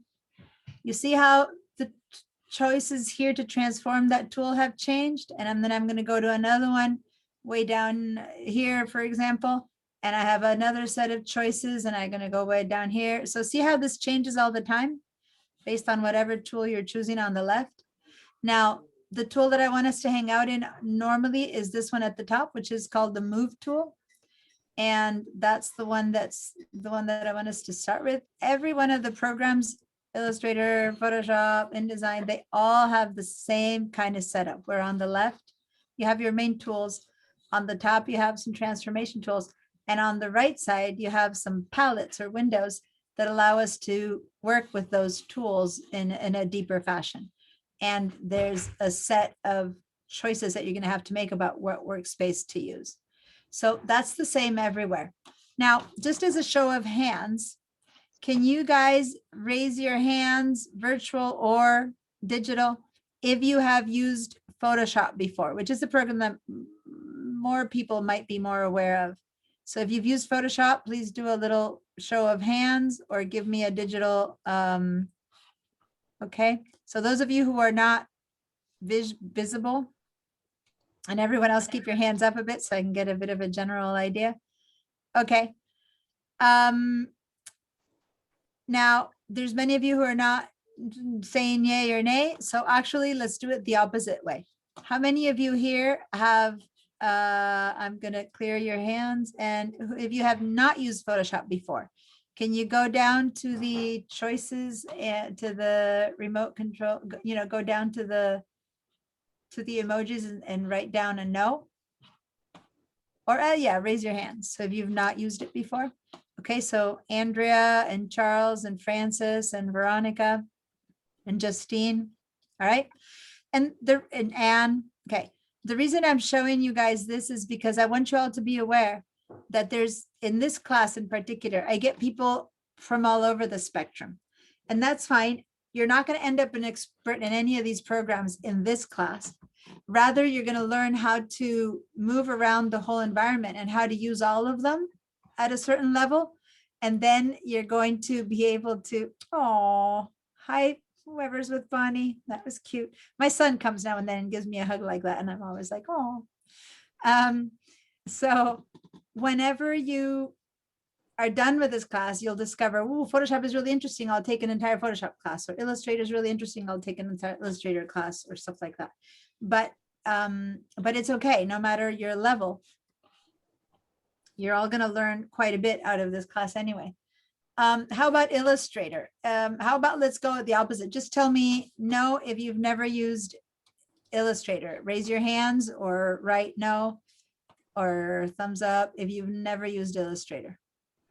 So give me some feedback there. Usually it's much less people who have used Illustrator than Photoshop. Okay, I don't see many answers. Okay, some hands up there. Is there a bigger chunk of people who've used Illustrator than Photoshop in this class, or you're not answering? Okay, I'm seeing about, I don't know, 5 of you. And then how about InDesign? Who has never used InDesign? Okay, all right. Many more of you have never used InDesign. I don't know if the screen changes for you too, like you guys see the hands and everything too, or is it just me hearing the, okay, and then some hands up. All right. I just wanted to get a bit of an idea. And for some, at most of you, if you've used one of these guys, it would be Photoshop, which is the one that more people are connected to, or sometimes Illustrator. InDesign is the one that's the hardest for people to have used. So here's Photoshop. Here's the palettes. We're gonna open all 3 of the programs today, and we're gonna be importing this image into InDesign. But first, we're gonna work on it a little bit in Photoshop. The first thing we need to know is what's a pixel. So we're going to zoom in and zoom out. We're going to do it in Photoshop because everything I'm going to teach you today is exactly the same. If you're going to be, in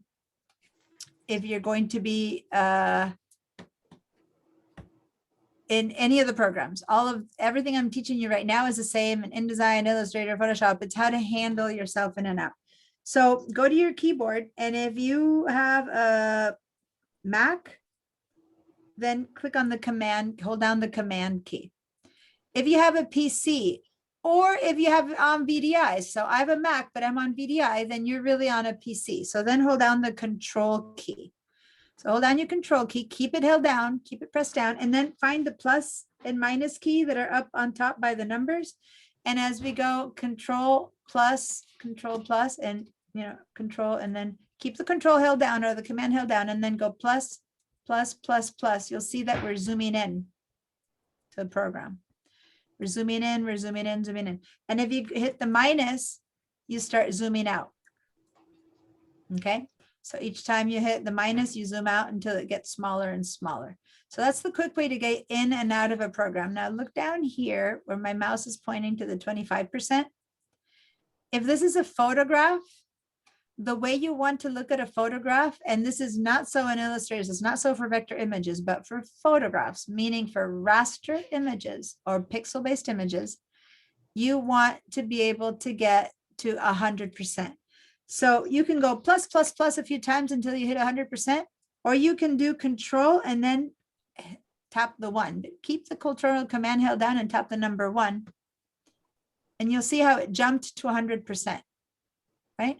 So 100% is a magical number in Photoshop that we really always want to know, because that is when our photograph looks as good as it would be if you were to print this photograph. So this is, whether it's in focus or not, you'll know right here.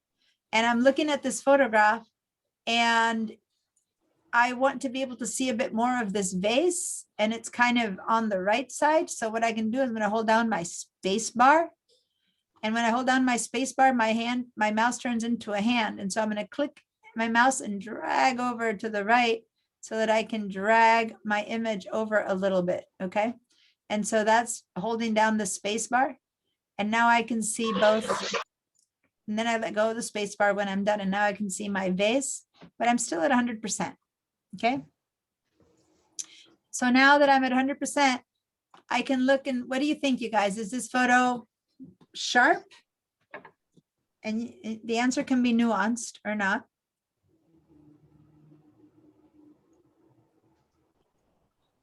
I got, yeah, BL, I'll show you in a minute. And dream break. Sorry, someone was answering. Yes. Sharp.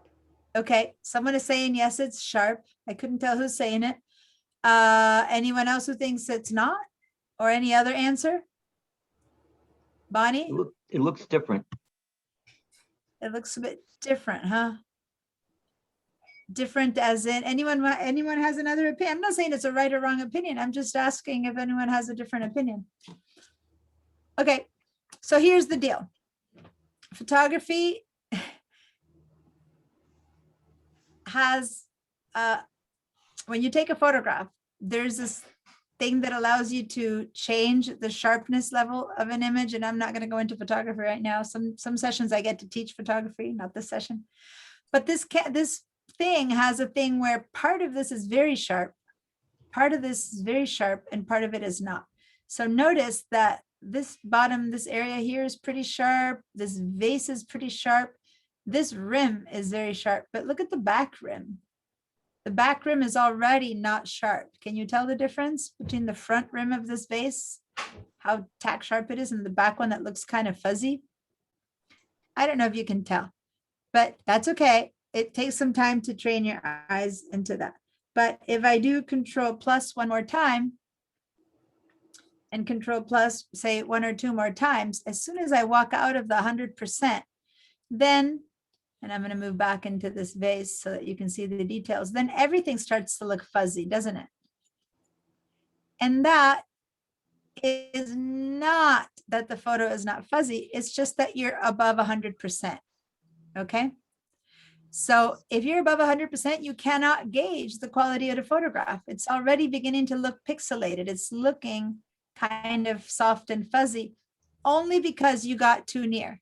So this has to do with resolution, and resolution is a big deal for us to understand, especially in this class. So I'm going to be really working on explaining resolution to you guys, because you need to understand the resolution of photos to know whether you can print it or not, whether you can put it online or not, what you can do.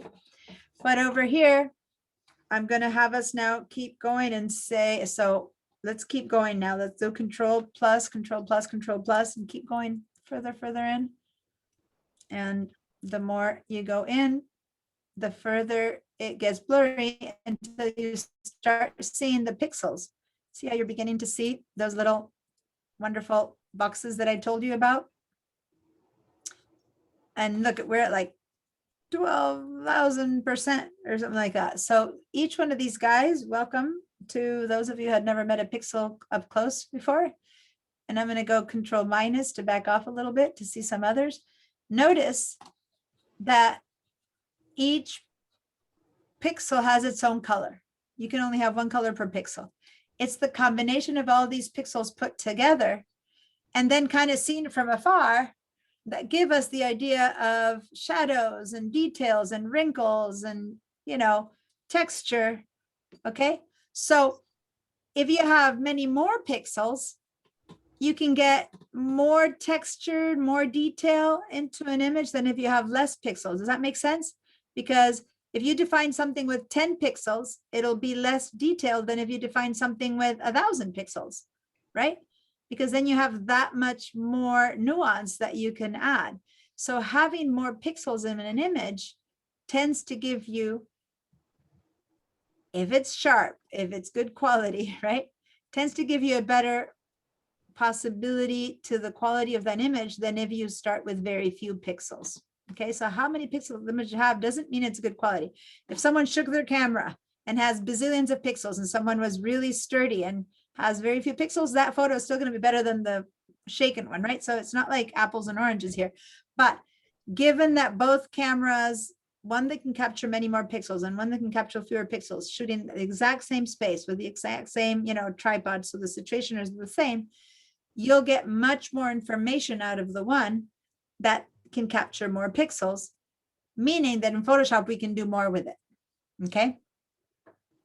Now, as I keep going, control minus down, you'll notice that in this image, there aren't any, straight lines anyway, just because there is nothing here that has a straight line. But even what you would consider to be a straight line, which is the edge of the base, I mean, if you were to draw this, you would draw a straight line to mark the edge of this base, right? But everything is made out of squares, which means if you have a diagonal, it's made out of, like there's never a direct, straight, sharp line ever in Photoshop, even if what you're photographing or have in front of you is a very sharp, you know, a light pole or whatever, it still will be represented with edges. So nothing will ever be tack sharp, because you'll just have a blending from one color of the other that went from green to white with a whole bunch of layers where the greens slowly turn into lighter greens and then lesser until it turned into white, right? And the transition here, which looks like very sharp from red to white, up close, you already know, is really a pretty sharp transition, a very soft transition of pixels that slowly became a little bit pinker and then lighter white and then finally white, right? So up close, you really saw the details of that.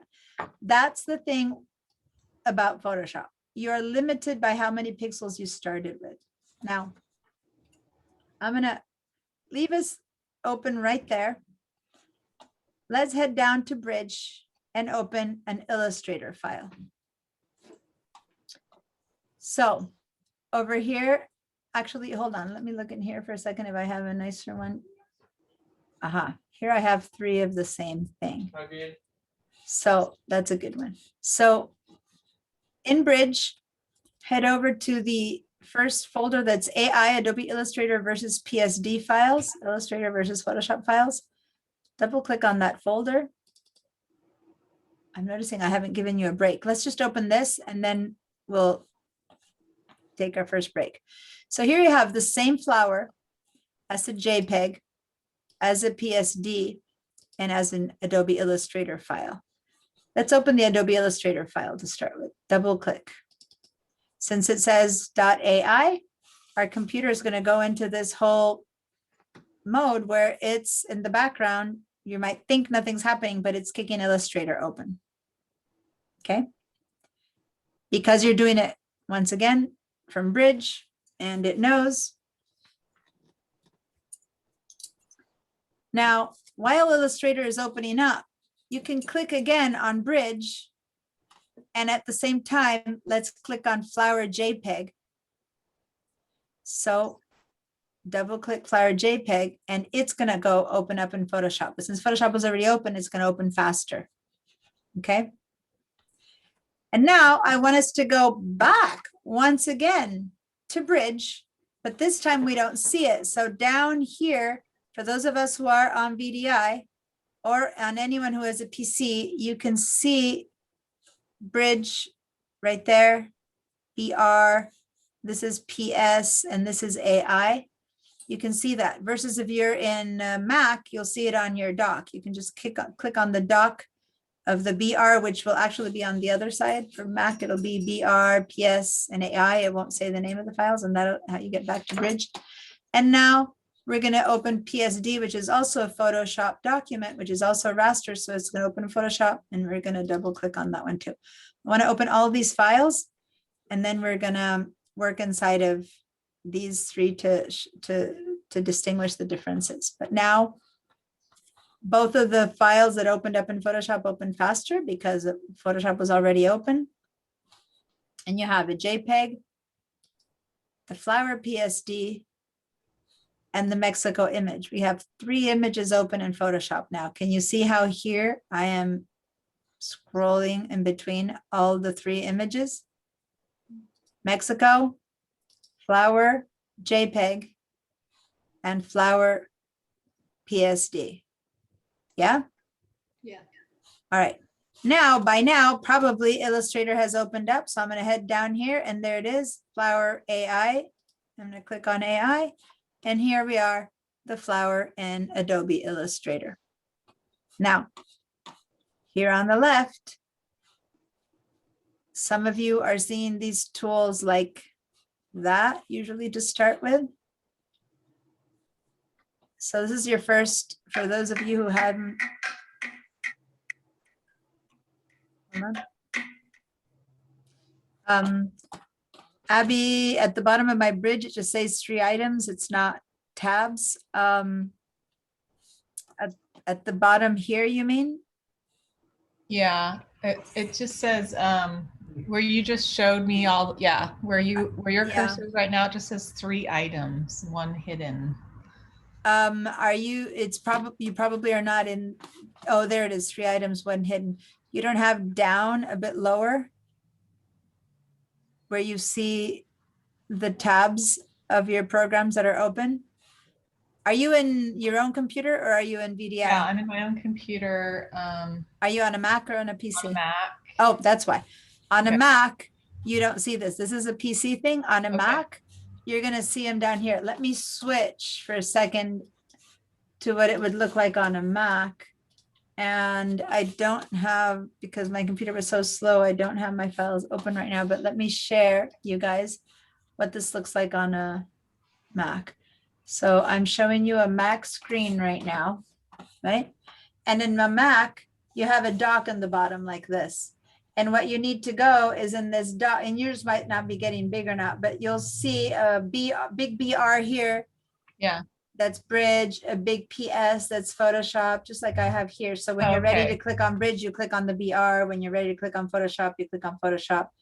Okay, AI for like you have it then. This is how it looks on a Mac. Okay. And the other way is what it looks like on a screen. Okay, so when you need to switch from program to program, you click on those, just the letter BR, PS. Okay. Yeah. Versus on the PC, it's actually, I find it less obvious on a PC. I don't appreciate it, but hold on, I'm trying to share and it's not letting me share. No share. There we go. On a PC, instead of having a big old BR, they just have a tiny little BR and they give you names of what it's on it. And so it's a bit harder to tell. The PS is so tiny and the A is so tiny. I prefer the Mac version, but then again, I'm kind of a person who loves Macs more than PCs, so maybe I'm biased. All right. So as you saw from Bridge, just double clicking on the type of file we had made it open.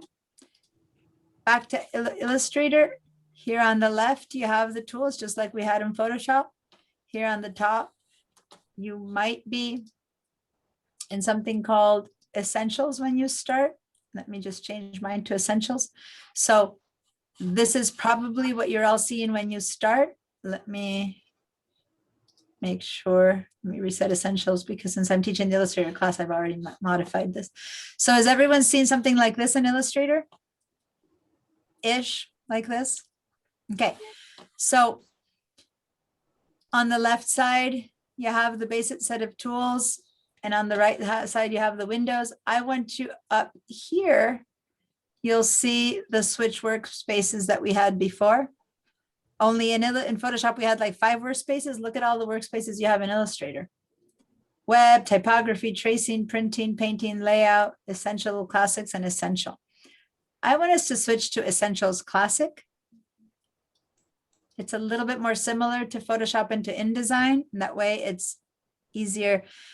They made a new version called Essentials, but they haven't yet adapted Photoshop and InDesign. And so when I try to teach all 3, I want all 3 to be more similar to each other. So Essentials Classic is more similar to each other. So I'll click on a tool, I'll modify it up here, and then I have my windows up here. So the layout is similar.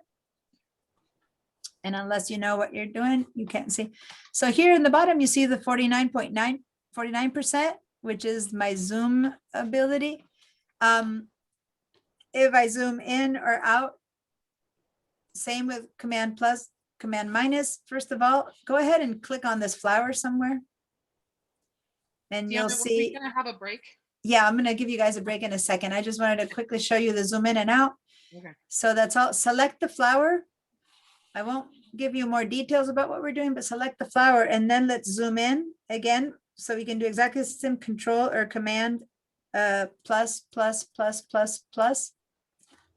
And as we click and drag, you might be seeing some texture there, but it's actually banding. But look at the edges. Don't look at the color fill for now. And again, I'm in the middle of it. See how there's no boxes? There's no pixels showing up. It's flat color. Hold down the space bar to drag yourself over to one of the edges. And if you have lost an edge, maybe Command minus, I'm kind of, so here's my edges. So no matter how big I make this flower, see how that is a very sharp edge? It's never stopped being sharp. This is a vector-based image. There's no pixels involved. And there never will be pixels involved. I'm talking about vectors later. The only reason there's some banding here in this color is just because I have a gradient. This is probably not the best example to show, but even then it's these little lines that have nothing to do with the pixels. Okay, so this image was created very differently than, it's the same image, by the way, but this is how it looks like in Photoshop versus an Illustrator. Okay, once again, if I want to go to 100%, Control or Command 1, but 100% isn't that meaningful in Illustrator because it doesn't matter. No matter how big or small I make it, it's always going to look just as sharp. If this had to be a tiny little fingernail decoration, or if it had to be for a big, billboard, it'll look just as sharp. So the few tools I've shown you yet of zooming in and out, we're going to use on all of these. And now you've seen the difference between vector-based files and pixel-based files. So now I want us to take a quick break. Well, the break will, looking for how to stop my share. Let's take 15 minutes. I know there's a couple of people I need to help. I need to help Chuck get into VDI and stuff like that. So it's going to take a minute. If y'all have any other questions of the kind, like how to get to the files because you can't open them or the programs aren't open, whatever is not letting you do what we're doing. Francis, I know you joined us in the middle. So if you need to get to where we are, please try not to take a break or to take a short one so that I can help you catch up. That way, when the break is done, you're all at the same place. So it's 12:49. Oh, I tried to start 20:45. So it's 2:45. Let's say it's 2:50. So let's take 15 minutes. I'll see you at 3:05. The general group.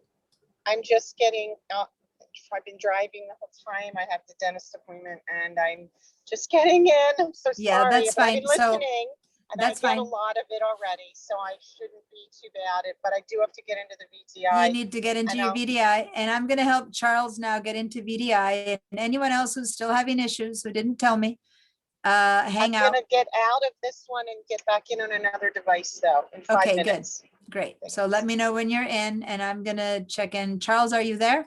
Yes, I'm there. I'm in the horizon now, and I see student desktop. And then I see all the icons for Acrobat, Okay. Photoshop. So none of those. You need to Oh. click on double click student desktop.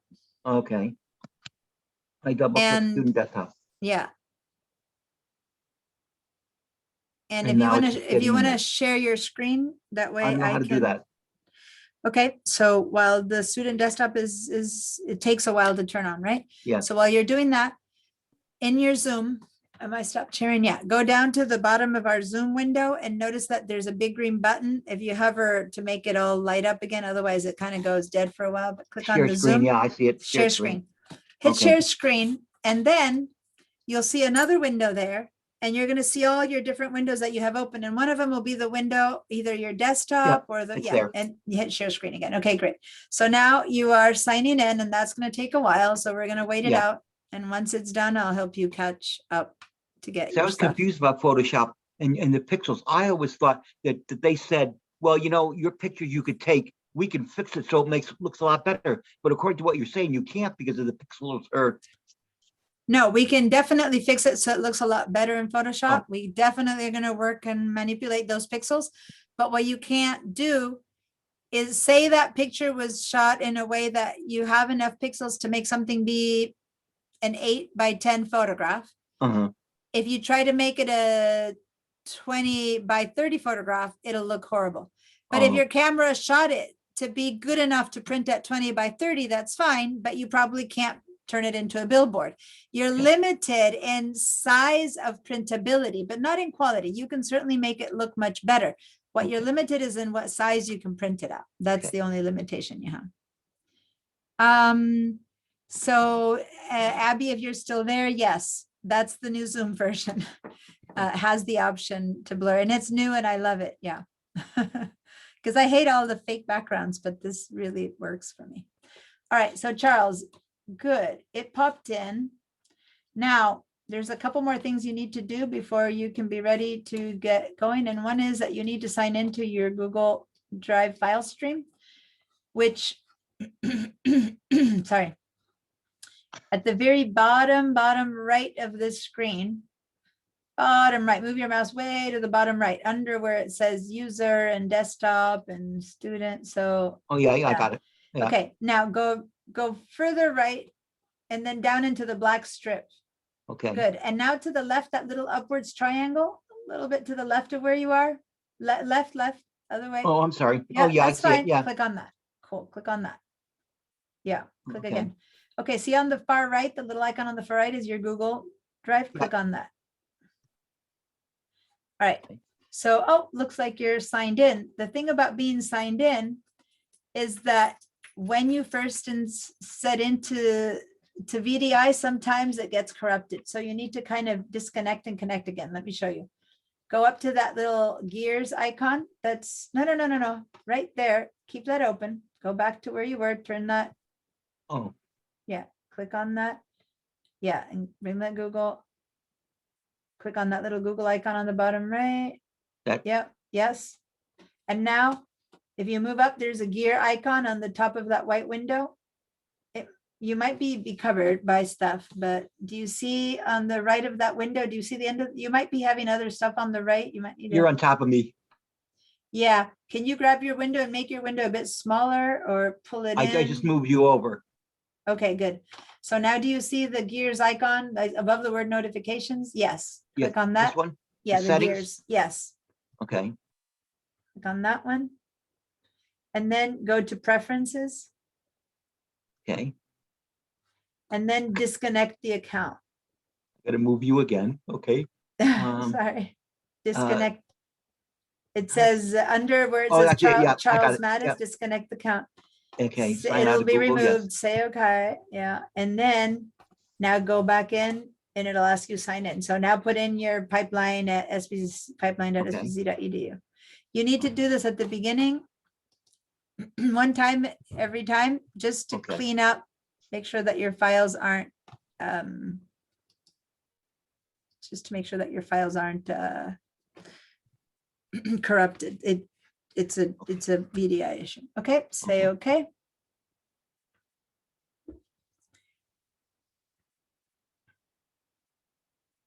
All right, good. Now you're all set up. What you need to do next, say okay to that and close that window that's popping up. Close this Yeah, one. yeah, close that window from that little X. Yep, good. And say okay to that. So you don't need that anymore. Good. Now you can close this window as well. To close this one also. So Okay. the X on the far right. Okay. Yeah, I got, because I'm, Yeah, you Okay. have things in the way. I know. All right. Now, at the very bottom left of that screen, you see the Windows Start icon, the far left. Yeah, the window. Yeah, click on that. And now go to Adobe Bridge and open Adobe Bridge. ORB. Okay, there it is. So basically, everyone, you've just kind of driven to school, parked your car, walked in, opened up a computer at school, and this is your school computer. So I this was got, happening. okay. Now, Excellent. on the far right of this black box, you'll see the three buttons, the far right. Oh, Oh, I gotta move you again. yeah. Okay, far right green button. No. Okay. Go to this. Sometimes it says desktop not responding on your, it's something's happening. It's saying desktop not responding. Hold on. There. Okay, so, What happened? well, what's happening is it's trying to show you the, hey, you haven't opened me before. Let me teach you about this. Okay, Can you hit the escape key? okay. Well, I tried to. Yeah. Well, you're very zoomed in. You're very zoomed in. There you go. Here, Perfect. Now go up to the top of this black box where you have an X, a little box and a line. The top of this black box, top right of this black box, okay, top right of this black box. Yeah. right here. So go, nope, you closed it. You clicked on the X, which was to close it, and I didn't want that. It Okay. was the one next to it. So go to Adobe Bridge again. Okay, now the thing to the left of the X, which is the box, that's the one I want you to turn on. Okay, I'm gonna move you again. The little the Yeah, minimize icon. no, the one in the middle, one to the Oh, right. okay, the maximize. Yeah, the There we go. maximize. I don't know how much people know about names, and if I say maximize. Now, Yep. let me just say, when you keep saying you move me, just so you know, since you don't need to be seeing me all the time, there's actually, you can also minimize that thing that shows me, because seeing my face is not important at this point. So you can minimize me. I just minimized you. That'll be out of your way. Okay, good. Now, on the left side of this thing, where it says desktop, far I left, see it. far Yeah, right here. left, not where your mouth is, but further left. Way further left. Okay, now up there, you have a selection on something that says desktop, completely to your left. I don't know if you have something in the way, but way to your left. Move 2 inches to your left. Yes, now up, up, up, Okay, up, move it up, and you see, keep going up. Keep going up with your mouse. Don't click on anything. Keep going up. You're not in Oh. the right space yet. Do you see the Okay. word desktop? Do you see the word desktop right above where you are? oh, I understand. Yes. Yes. Okay. Now Yes. keep going. Now, yes, scroll up in that little arrow. Yeah, and you need to get to this PC. There we go. Click on this PC. Okay. Good. And now the third in the middle, you see local disk, CD drive, and Google Drive. Oh, why aren't you Right. seeing? Yeah, in the middle now. You Okay. see local disk, CD drive, Google Drive. Yeah, Google Drive. That's the I one gotta that you move need. this. No. You're seeing it. You were seeing it. You were fine. Move back where you were. You were seeing it. All right, let me Uh, go back. Yeah. So the third one, it says the Google third Drive? box. Yeah, Google Drive. Yeah, double click on that. Okay. And now double click on shared drives.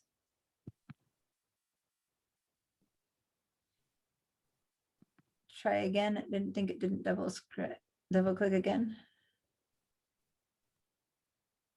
Yeah, there we go. And now Digital Design Techniques, double click on that. Oh, cool. You've got the Excel and the PowerPoint classes. Okay, this one takes a bit longer because it's images, so they'll show up in a second. There we go. And then once all of it shows up, there'll be one more folder on the top left. Okay, so there you go, Class that files. folder, DigitalDesignTechniques, double click on that one. Okay, now, do you see that Mexico image we've been using? Double click on that one and that'll kick your Mexico? Photoshop up. Yeah. That's the pot, the Well, pottery? the pot and the pottery, yeah, double click on that one. We're 5 minutes for people to be back. Double click on that one. It takes a while for it to go. Yeah, it's kicking open Photoshop in the background. Okay. So that's fine. And then while that's happening, see here, it's opening up. Go to the top folder that says AI versus PSD files. The AI, top yeah. left folder. Double click that. Double click on that folder.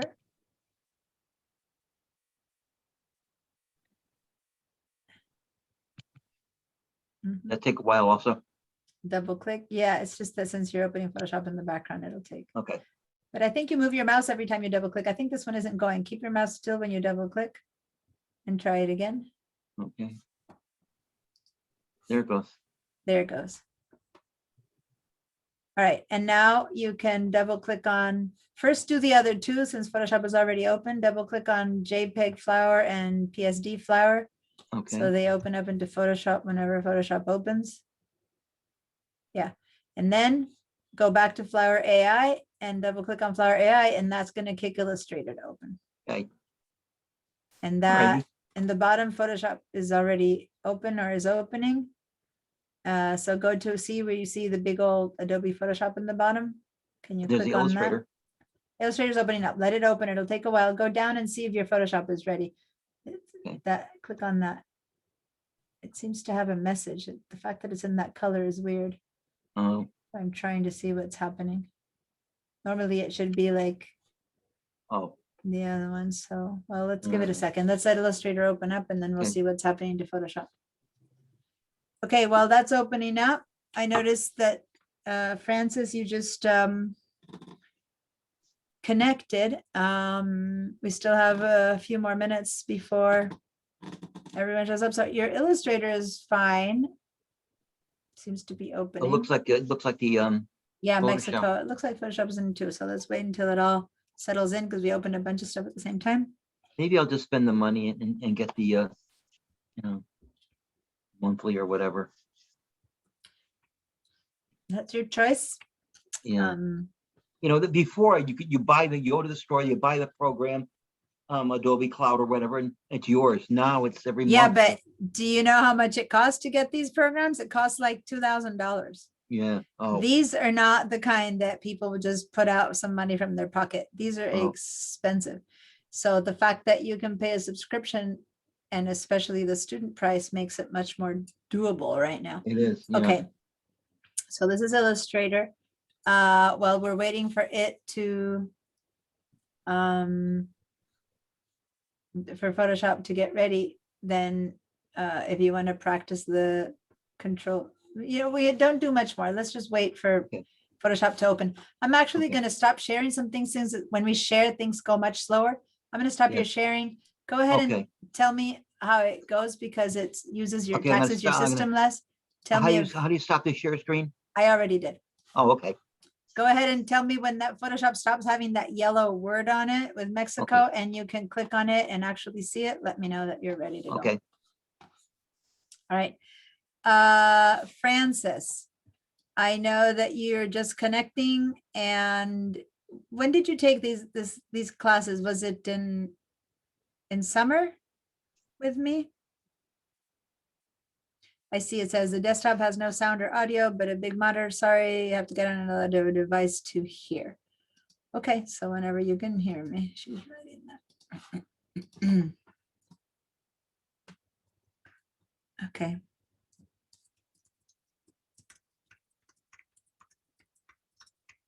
Okay, so, all right. One more minute before anyone is supposed to show up. I'm gonna go get my water, guys. So give me 1 second because I don't have my water here.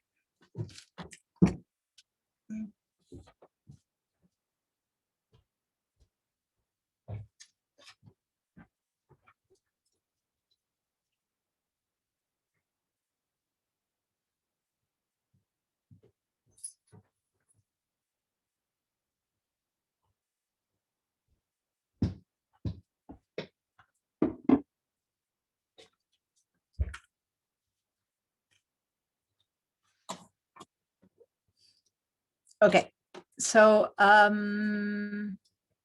I did it within the 3:04. I'm even back before it's officially time to be back from break. Abby, are you there? Abby? I just wanted to know what had happened. Were you able to get your system, the last time you emailed me? You still weren't able to get the Creative Cloud working? I don't know if you're there, but if you're there, tell me how it's going with that. On the other hand, quite a few of you guys did buy the program through the student account that I told you guys to go buy, and you informed me over email that everything was working really well. So that's good to hear. But Abby had some issues installing it. So I just wanted to hear how it's going, but maybe you're still not back. All right. Is my sound on? Yeah, you guys are hearing me. Okay, it's 3:05, in fact, 3:06. So Charles is up online, and Frances, I'm not sure, she's probably not up online, but she's taken one of these classes, a few of these classes before, so hopefully she'll get herself up online and continue with us. All right. So everyone, I left you guys with Illustrator in front of us. Just a quick check-in. Charles, did you get Photoshop working? Is it still got that yellow thing, or is it up and running? It's still, I don't know, it's Photoshop is still, Mexico JPEG is still in red. Share your screen a second. Okay. Oh, wait, 20. So Where's, basically, can try to get your screen back again. Oh, boy. I just spent the break getting Charles up and running. If anyone else has any questions about this whole up and running, and if you've been sitting quietly in the background, not getting on or something, when this class is over, don't leave. Tell me that you need my help, and I will give you hands-on help until everything is working, because I don't want to spend any time on this next week. And I'm talking to you, Francis, who just showed up, where you're probably fine, but if you're not fine, please let me know today so that by next class, you're up and running on your own, okay? Oh, well, Francis is entering right now, and before she couldn't hear me, so I'll have to say that again. All right, so. Oh, here it is. So let me share my screen with you. Yeah, really quickly, just so that I can see what's happening. Oh, Francis, you had heard me. Cool. Okay, so something's up with his Photoshop, that it's kind of stuck in there. Can we, if you click on that, nothing works, right? Can you click on Yeah. that and, oh, there it is. There it is. Okay. It is working. So you have your flower open, your Mexico open, and I think there was another flower, a JPEG, that you can go back to Bridge and open. Okay, you're set. So go back to Bridge, and the third one, the flower JPEG, is what you need to open. Okay. Okay, so I'm going to stop your sharing because you're fine. All right, Sure. cool. Now everyone is up and running right now except for Francis, but you knew that. We knew you had to go to the dentist. I'll help you at the end. Meanwhile. Yeah, I'm here. Okay. All right, so for today, see how much you can follow with what you remember from before. Okay. All right, guys. So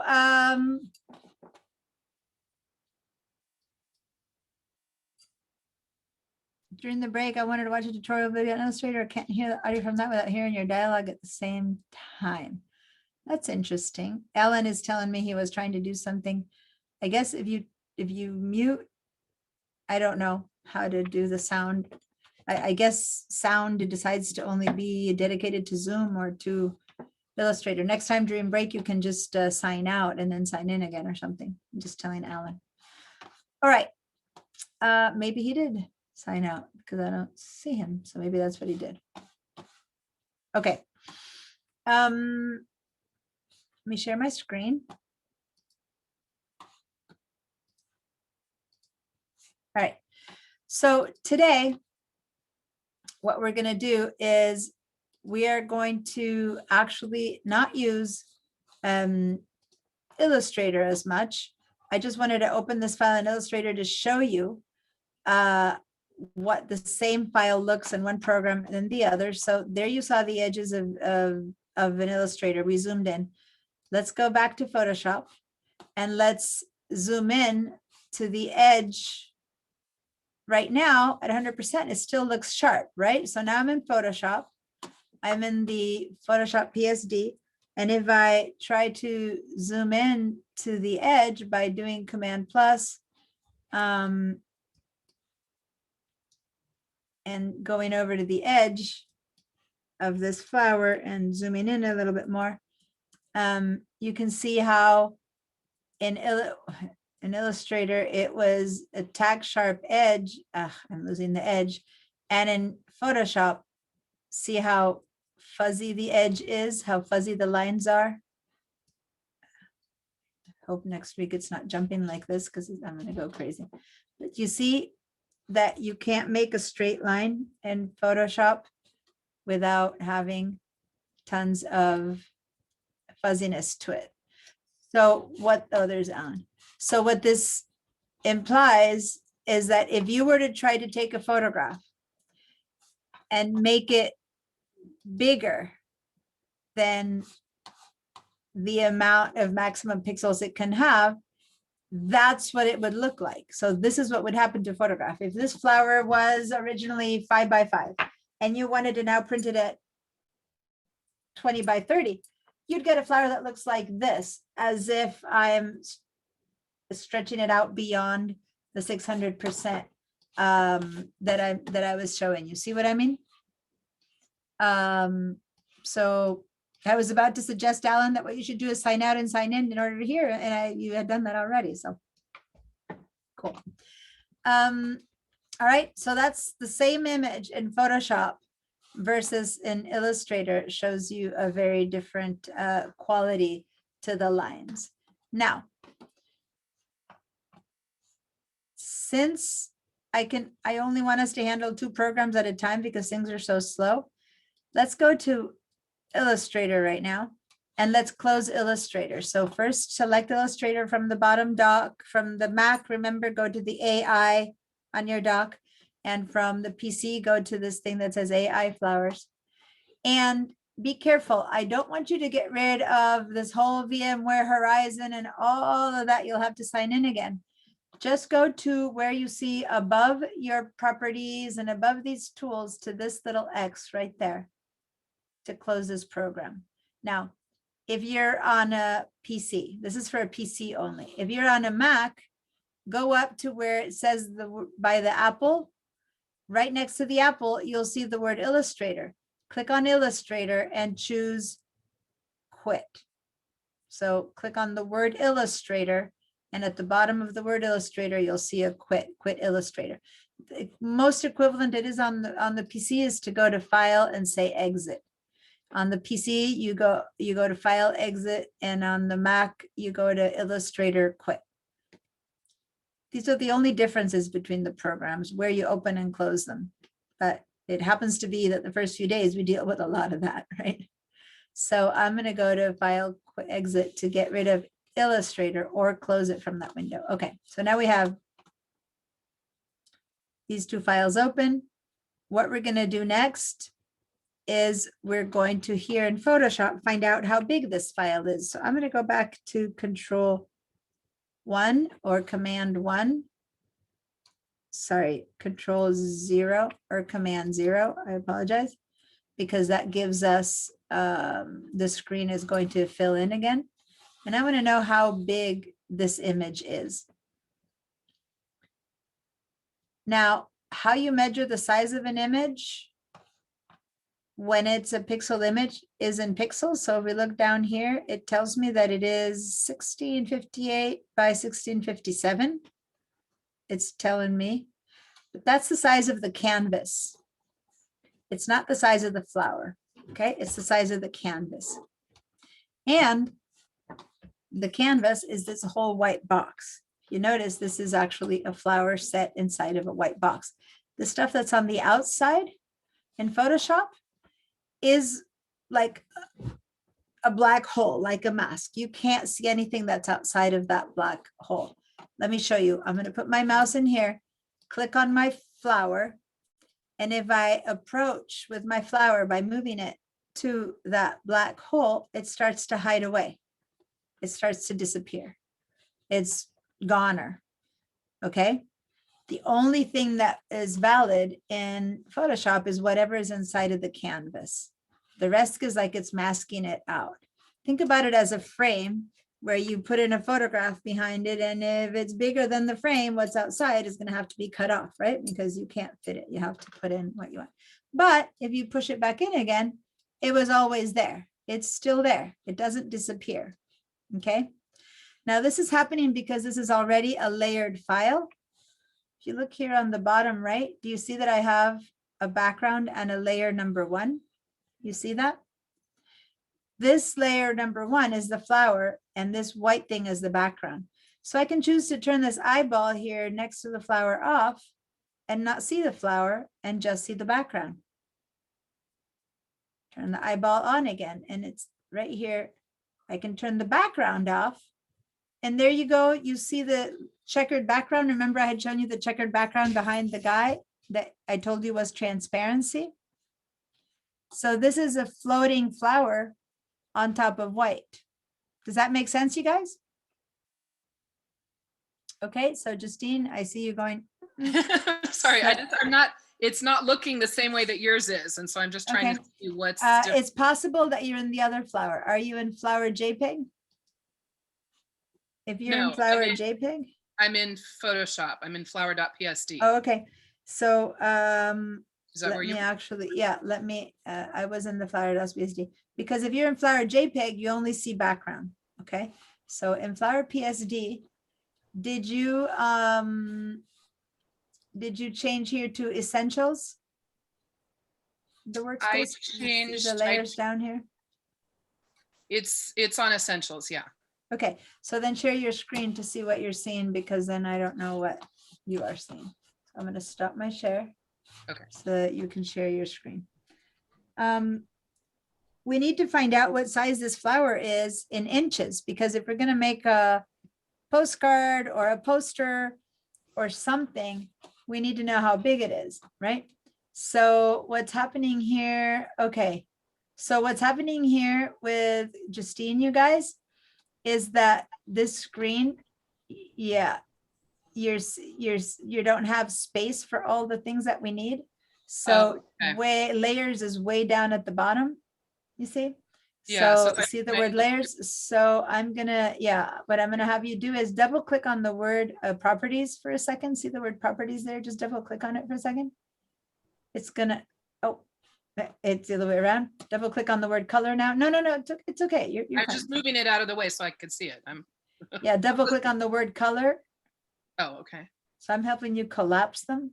And now click on the word layers so that it expands. When you don't have enough space, you kind of have to collapse something to open the rest. Yeah. So basically, if you double click on properties again, it'll open up, just so people can see. Double click on properties again. It opens up, and then she has her layers way at the bottom. But then if she has no space, double click on it for it to collapse until you need it, and we don't need it. So now you see layers. See what I mean?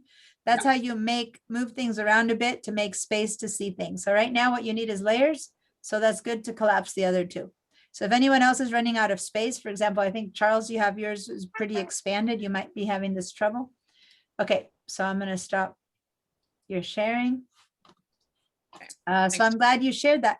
Whenever you guys share something, it's usually something that helps everyone learn. It's usually something that someone else that I didn't even think of saying is going through.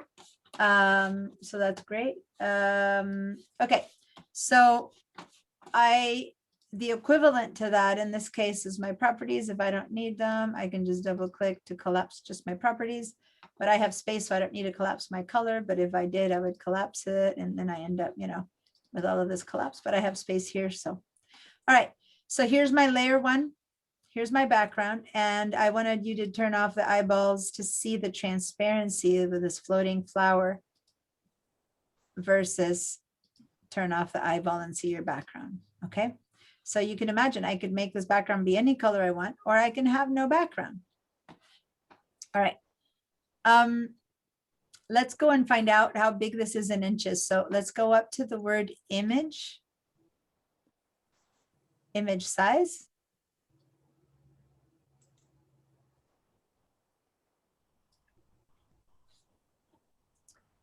And over here, it tells me that in inches, this is 6.9 by 6.9.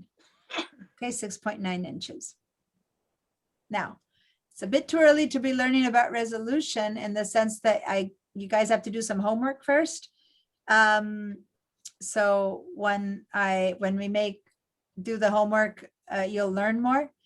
But just trust me, resolution 240 is okay-ish for printing. It's the very minimum amount. I'm not going to go into the details, but let's say that it's possible to print this image. Yes, anything less than that and you can't print this image. Why? The details of that, I'll teach you all about resolution in another class. But let's say that we don't want to change anything. If we want to print this image, we need to have at least something that's basically 7 by 7. Does that make sense? Mhm. As a document that's 7 by 7. So we needed to know that. So now let's cancel. Okay. And what I want us to do is I've moved this around all over the place, so I don't know if it's in the center anymore, but let's go ahead and give the background some color just so it's not so boring white. Okay. So let's put, let's bring this down a little bit. And then we're going to do something in InDesign, we're going to give it a title. So let's move it down a little bit. So it's kind of like at the bottom-ish, not touching the bottom, but there. And then let's make this background be another color. Okay. So we can't change this background right now because it's locked. See how it has a little lock symbol there? So click on this lock symbol to unlock it. And once you unlock it, it becomes just another layer. Okay. So now we're going to change the color of this background.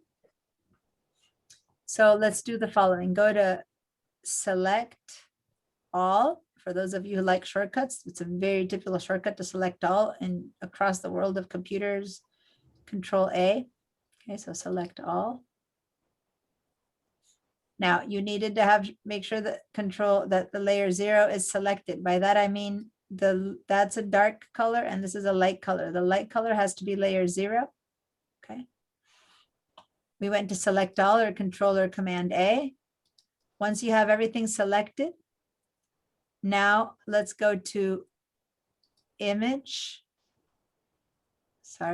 edit. I usually do this with shortcuts, so I have to find edit, fill. I kind of sit here waiting for you guys to choose it, but if you get to edit fill, just click on fill. We're going to fill that background with a color, edit fill. And this little box pops up saying fill contents with, and it could say color, it could say something else. Maybe for you it says foreground color, maybe for you it says content aware. Click on this and make sure it says color. And when Diana? it's, yes. I went to image and then I couldn't find the edit. Okay, so it's not under image, it's under edit. So if you went to image, you can't find edit because I made a mistake. It's not under image, it's actually under like above right there, edit. Okay, edit. Edit, and then fill. Okay. And then click on the word color. If it says color or if it says something else, just change it to the word color. And when you do that, you get a whole box that's called the color picker. And it lets you choose a color. And I want us to, you choose whatever background you want. This is going to be like a little happy birthday or have a happy day kind of thing. We're going to write that in InDesign. And so I want us to choose a color that you think matches or works well as a background with this. So I'm going to first choose what color I want over here. So I'm going to go and say, well, maybe red, I'll click on red, or maybe pink, or maybe blue. So you kind of click around here until you find a kind of tone that you like. Okay. Like the hue is what we're looking for. The hue is what we tend to call color in regular voices. So maybe you like red, maybe you like blue. So I'm going to go for some kind of a blue. But then I can drag up and down until I find, actually the specific kind of blue that I want. And I want something that's about yay there. But then here I get to choose if I want this little circle represents that color. And now I get to click around and say, do I want it to be a very light version of this tone? See how it clicks in there, or a very dark version of this tone. And I get that. And a very in between version of this tone. So you can just drag your mouse around, finding if you want a lighter, less saturated, or more saturated, darker or lighter version of this tone. So say that I choose something like a light tone, and just to make sure that later when we write on it, it'll be visible, choose a lighter tone, not a darker tone. We're going to write something on top of it. We want to have, so choose a lighter version of something. I'm going to go with this. I don't know if it works well with purple, but I'll do that. That's a boring color. Maybe I'll stick with pink. I'm so not a pink person, but I think I'll stick with a lighter pink. I don't know why. I feel like pink today. I'm not into pinks, but there we go. That's a very lightish pink. Now, we're choosing this just by sight, by color. Just so you know, there's a very technical way of describing colors, and all these numbers mean something that you'll get to learn. But just so you know, the colors we are choosing right now, imagine that this is English, this is Italian, this is Spanish, this is German. These are 4 different ways, 5 different ways, 5 different languages in which describe the same color. Okay, so one language, another language, another language, another language, and another language. This language here, CMYK, is how we describe colors that we're going to print, what we print on paper. Because on paper you print with inks, right? Have you ever noticed the inks that you put on your printer? Cyan, magenta, yellow, and black? Those are inks. That's how everything is printed. If it's going to be printed on a beautiful, National Geographic magazine, or if it's going to be printed out of your desktop printer, it's going to use CMYK. If instead we're going to use this on a screen, then we're going to define it with red, green, and blue, which are colors of light, because the screen is all about light. So RGB is how you describe colors of light, okay? So there's different modes of describing a color. In the end, we'll end up with a very similar color, but that's just different ways to define the same color. Yes, Justine? Just curious as to why in CMYK, K stands for black. I don't know, maybe because B is used in so many other languages that they wanted to make it easier. I really don't know. Yeah, okay, so it's the last letter instead of the first. Okay, thank you. Yeah, because this gives us the color and gives us the black, gives us the lightness or darkness to it. Anyway, I don't know why they chose the K instead of the B, but all the other languages have a B, but they don't mean the same thing. This is blue and this is brightness, so it gets confusing. So why not have K, right? I don't know. All right, so whatever we just chose gets selected here. I'll tell you more about these languages. This is a language for web design. Anyway, we'll tell you later what these mean, but right now I just wanted to show you that. And we're gonna say, okay. And once we've said, okay, we're gonna say, okay, one more time. And our background is gonna be painted whatever color we just chose, okay? So mine is this kind of dirty pink. Did everyone get a colored background of some kind or another? Yes. Can I ask a question? Yes. I'm wondering when you chose under whether it was color, background, or foreground, or what color it was, why you decided to choose color versus background color. Because background color would only be white, and I wanted something other than white. You already had white. I didn't want white. No, I mean, it says before you chose a color, it said what kind of color. Color versus the words background color versus the word color.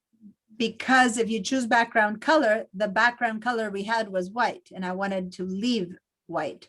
So Oh, okay, okay. I got it. there's, you know, I didn't want white. I wanted something other than white. Had I wanted white and I had a pink background, I could have chosen background color and then it would go to white, but I didn't. In color, in the world of color, that's the foreground color and that's a background color here. And my background color is this one is white and I didn't want white. Okay. So in order to color the background, you have to choose color. Yeah. Yeah. Yeah. Foreground color, but it been whatever's here, which I think was black. Background color is this one back there, which is black. And I wanted a different thing. And I ended up something that's hard to choose. It's not very colorful, but that's what I chose. We'll know more about this. I'll explain more about this, but for now we've made our choice. I'm done with the selection, which helped me give it a color. So I can go to select and deselect. Okay. So now this is something I'm going to start with. Now, let's go ahead and save this file, and you cannot save it here. For those of you who are at home, you can just save it. It's your computer. But for those of you who are on VDI, you have to do a save as, because you can't share into the saved folder. You can't save into the shared folder. So do save as. We're going to bring this one into InDesign in a second. So first we need to save that we're going to bring in. Say save on your computer.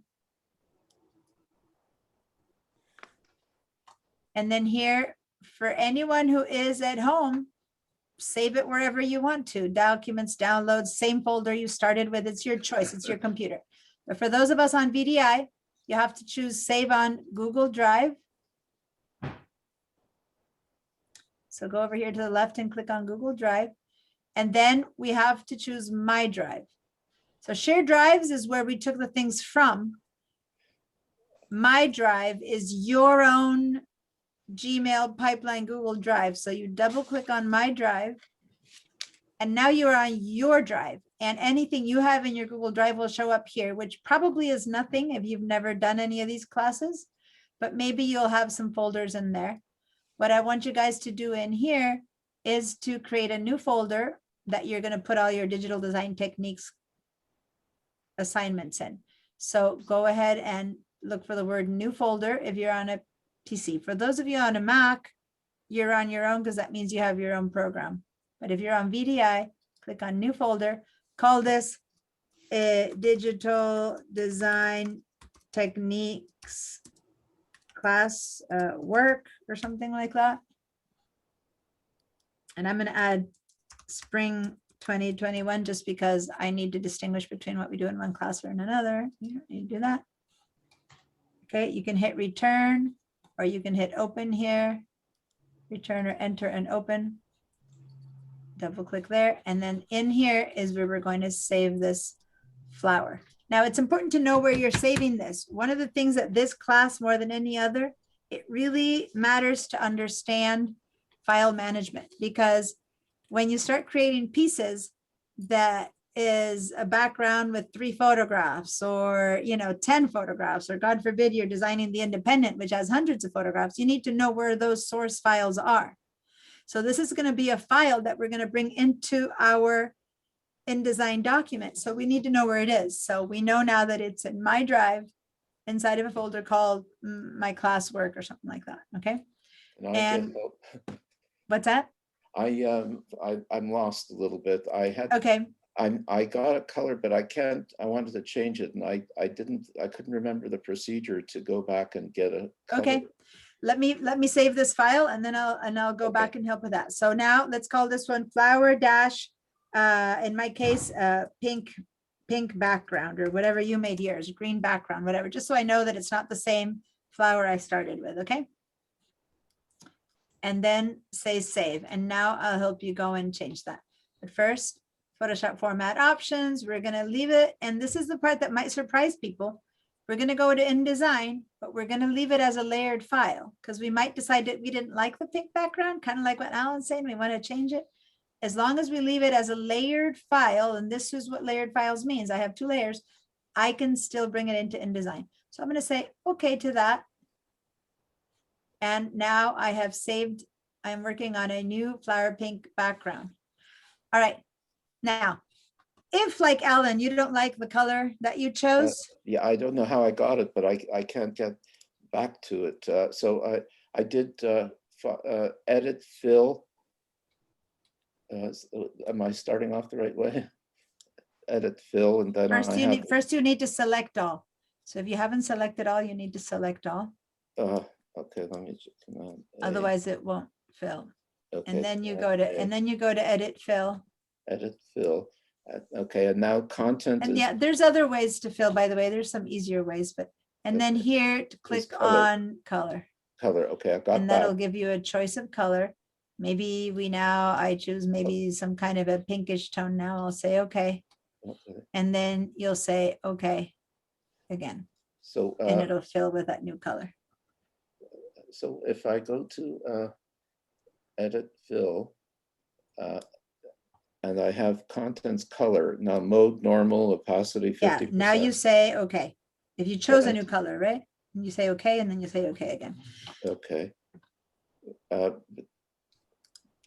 now I don't get any. All right, so let's share your screen because then Okay. otherwise I need to see what's happening. Okay, remind me. Okay, share screen, share.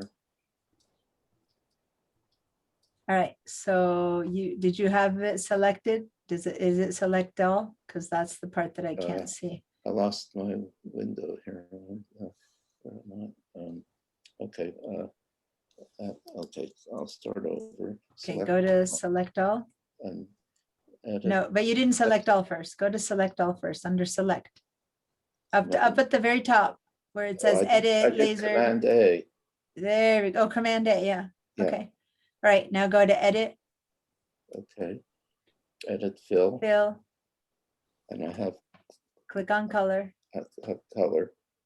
And No, you have to click again on color. That's Again? yeah. Even if you have color, you have to click it again. Yeah. Oh, really?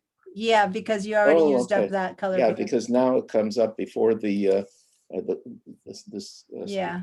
didn't come up. So now just choose a color.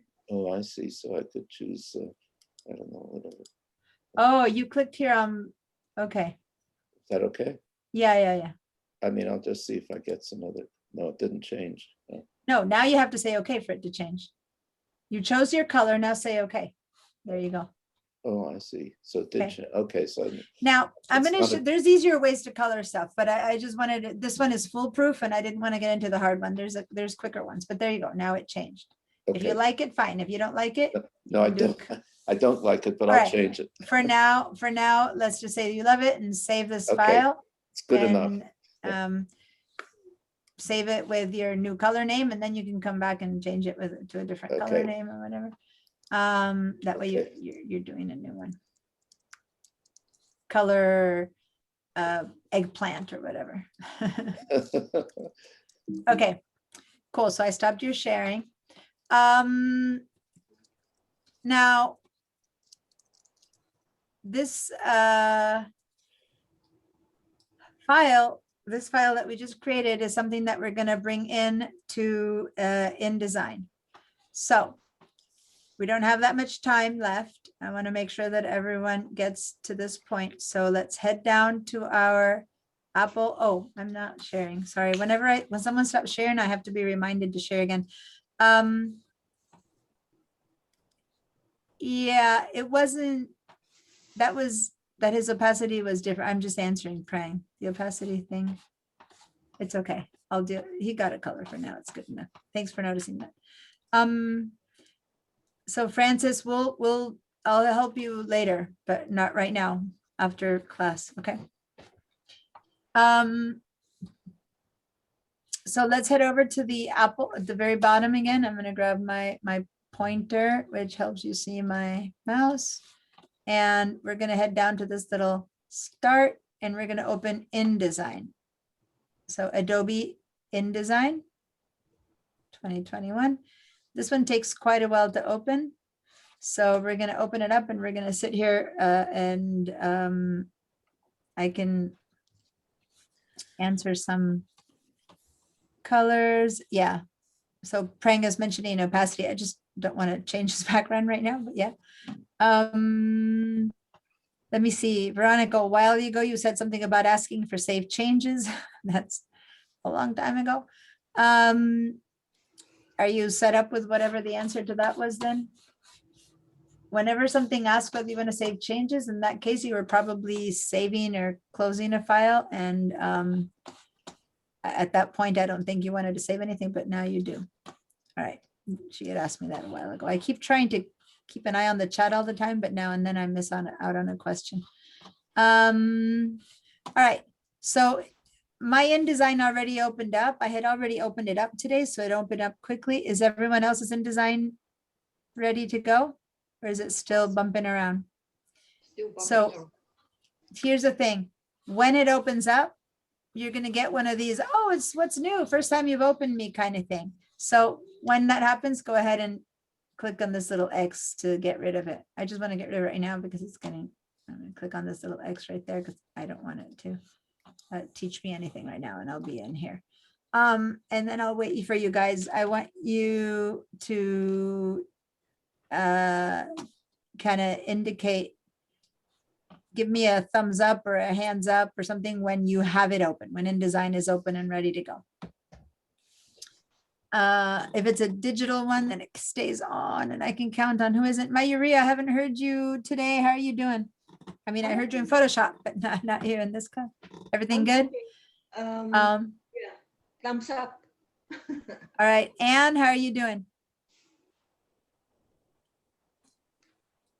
Just checking in with the people who are in the background who are probably doing fine, which is why I don't ask things, but just checking in case some of you might be shy and not want to ask. Everything's good. Andrea and your mountaintop. Yours is open. Good. All right. Everyone has InDesign. Is someone for whom it's still jumping up and down? Nope. Justine, you said it wasn't opening. What's up? No, it's opening. I just, again, maybe it's not all the way finished opening. Okay. I have right. part of what I see on your screen, but I don't have all of what I see on your screen. Okay, yeah, InDesign takes quite a while to open up. It's, believe it or not, of all the programs, for some strange reason, the one that takes the most to open. Go figure. It always has been, even at school. So let me start explaining a bit about it. Photoshop, we opened a file that already existed. So we clicked on a file and it opened up and the program opened. Illustrator is where we create things, but this time we didn't create things. We actually opened up a file that already existed. That's also what we did. So the only one that we have right now that we're opening with nothing in existence is InDesign. We're going to create a document. So instead of opening up with something ready to go, it's opening into this welcome, which all three programs have. It's just that we didn't use this part of it for the other two programs. And so basically you get welcomed with a, well, do you want to create something new or do you want to open something that already exists? Those are basically the choices. You also have a choice here to start a new file fast. Like you already know you want one of these, one of those, one of those. As you can see, you can make anything from a letter document to an iPad app or a web page. You know, you can do whatever. InDesign is a place where you lay out stuff, whatever it is that you're going to do. Now, I wanted a few more choices in that. So I'm going to say create new. So we're all going to create new.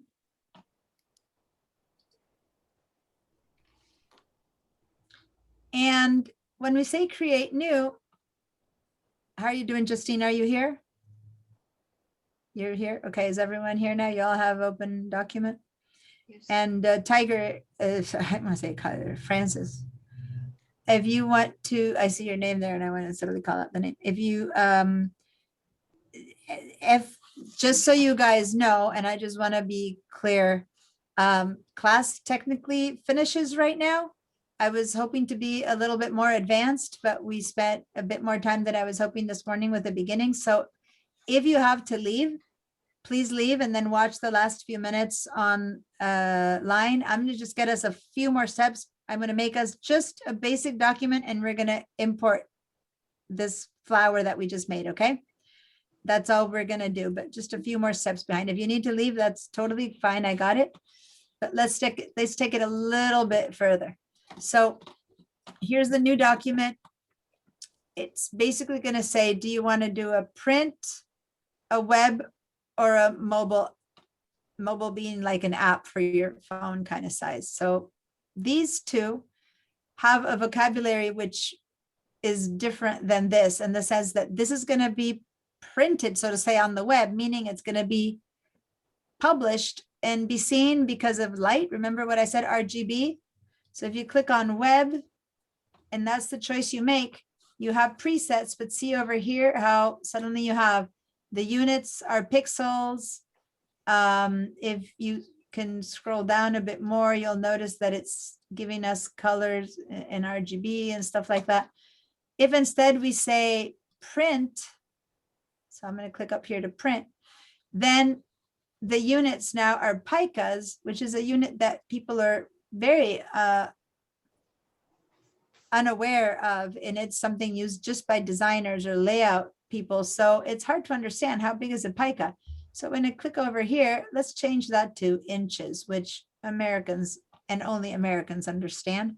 The rest of us in the world, because I'm only American by second citizenship, the rest of us use centimeters in the world where things make sense.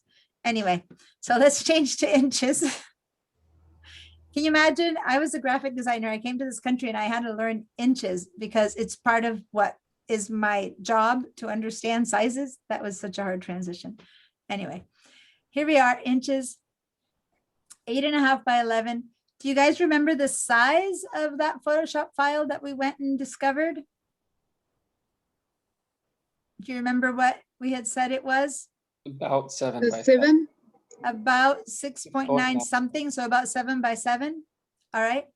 Oh, look at your kitty. Oh, big old kitty.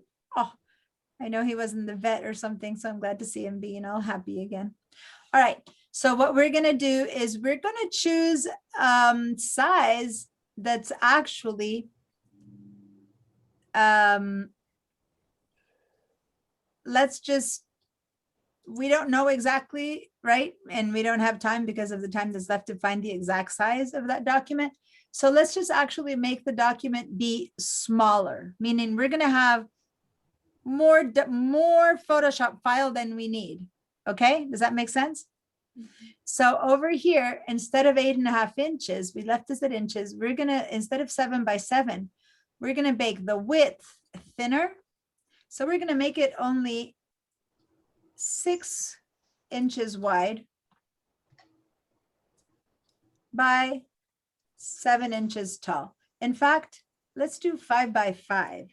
5 by 5 inches wide by 7 inches tall. So that's the thing that we're going to do. It's like a little. I don't get why you're doing that. Because I'm the teacher and I get to choose. Oh, I mean, how do you decide on the size? That's actually a better question. You would always know based on what you're going to do. So if you're doing a postcard, you'd know the size of a postcard. If you're doing a letter, you'd know a letter. If you're doing a business card, you have the size of the business card. Right now, we're just trying to create something to throw something in there, and I'm making a choice. Is it going to be smaller? But it's like when you want a photograph that you want a frame for, you either choose a frame first and then you make the photo of the frame that size, or you first have a photo and then you buy a frame that size, right? So you have to know. Right now, we're just doing something that is, I want to show you how to deal with photos that are bigger than the document they're supposed to go in on. So I'm making a smaller document than what's going in. We're going to make it only a 1-page document. And right now, we're going to leave all the default columns and gutters and all the stuff that's here. We're going to leave nothing special. We're going to learn more about these later. So we're just going to say create. So this is a very basic choice that we're making, and we've made a document with the basic setup. And the basic setup means that if you look, do you have the rulers turned on yours? No. Yes. Yes or no? Okay, because since I've already used mine, it might have had the rulers for me and not for yours, because I always turn it on otherwise. Okay, so as you can see, my document, the entirety of it is showing me that it's 5.5 inches wide by 7 inches tall. And you can see next to me on the left. Now this internal line, I kind of said, just go ahead and say, okay, this is a margin. And it asked me, do you want, it said margin 1/2 inch margin all around. And I said, okay, to the basic setup. So that's a margin that's marking it there, but I can ignore it or not. We didn't set up a margin this time. All I want us to do right now is, first of all, let's create this document. It's untitled, right? So first I want to show you that just like before, here are my tools, okay? Over here on the right are my palettes. And at the top, I have my choices of essentials, book publishing, digital publishing, interactive, yeah, again, tons of things that we can choose to do. We're in the basic essentials. Let's go ahead to Essentials Classic for a second, once again, because I want to equalize all 3 programs. So this is the Essentials Classic. Oh, okay. The Essentials Classic comes up with this little CC libraries that we don't want right now. So let's see over here where it says CC libraries. You guys see that? Let's head all the way over to the right of the CC libraries to this little icon. So it's called the hamburger icon. Click on that. And oh, there's no closed tab, is there? Okay. So then I don't want to bug you with closed tab. Let's go over to this teensy little double-headed arrow right above that and hit that little double-headed arrow to make it smaller. We'll deal with that later. So there is this arrow where to the right of CC libraries, you have this little double-headed arrow there. Click on it to collapse it. Okay. I'll teach you more about this next time when we have a bit more time, but for now, let's leave it there. So here's my document. As usual, on the bottom left, you see the percentage of zoom. Here you see the tools, bottom, top tools. There's a lot of tools everywhere. I'm gonna have us get accustomed to the regular essentials later, but for now we're in Essentials Classic. All I want us to do is to bring in that file that we just created in Photoshop. So we're gonna go up to File, Place. And I want to finish it within the next few minutes, okay? So File, Place. And something's going to say, well, what do you want to place in here? And you guys at home, go find it wherever you put it, desktop documents. For those of us on VDI, we put it in the Google Drive. In my drive, remember, go to my drive, and then go find the folder Digital Design Techniques classwork. Double click there, and there's my flower pink background. Okay, so you basically need to know where you put stuff, right? You need to understand how to get from place to place. So here's my flower pink background. And once you get to that, I want you to say open and then just wait. Don't do anything, because what's happening is that the flower kind of sits there at your fingertips. Because there's 2 ways you can open this flower, and I just want you guys to experience both ways. So I want everyone to be here first. Now, to show you what I want to show you well, I'm going to do a smaller window. So I'm going to hold the Control minus. If you're on a PC, it's Command minus. I just want to get a bit smaller because I need to show you. Because remember, we made our image. Our image is bigger than the document that we created. Now, on a PC, that document was called a canvas. An Illustrator, that was called an artboard. And in InDesign, it's called a page. We just made a page in Illustrator. And InDesign is the most boring name. This is a page right here. So we have our page is smaller than our canvas, than our image from Photoshop. Yeah? Yes. So does everyone have their little flower floating in their hands? Yes. There's 2 ways we can drop it. We can decide to drop it at its fullest extent of its size, which will be bigger than our page, or we can decide to drop it much smaller. So for us to drop it at its fullest extent, put your mouse, I remember that it was like 7 by 7, but we made this 5 by 7. So I'm going to put my mouse, it's the right height. So I'm going to put my mouse so that my document is touching the top, but I'm going to kind of move it over a little bit because I know I'm going to have overlapping. I'm going to put my mouse over there and then just a single click. Boom, single click. And by single clicking, my document gets dropped in. And now my mouse is on move and it's at the biggest size it can be. And as you can see, I can move it around. And here's my document. Here's what I just made. Here's my image. And yet it doesn't really fit into the page too well, but I can make it match the top. It wasn't really 7, it was 6.9. And I can see how it's not fitting in the bottom, and it's got too much on the sides and a bit too little at the bottom. See that? But that's okay. This is one way of dropping things on. Now, delete that. Go back to file, delete that. By that, I meant let's hit your delete, select it and hit your delete key to get rid of it. And we're going to do one more thing and then we're going to be done for now. We're going to place more with this last time. Say file place again, which by the way, the shortcut is Control or Command D. You do so much placing that you might want to learn it. Place.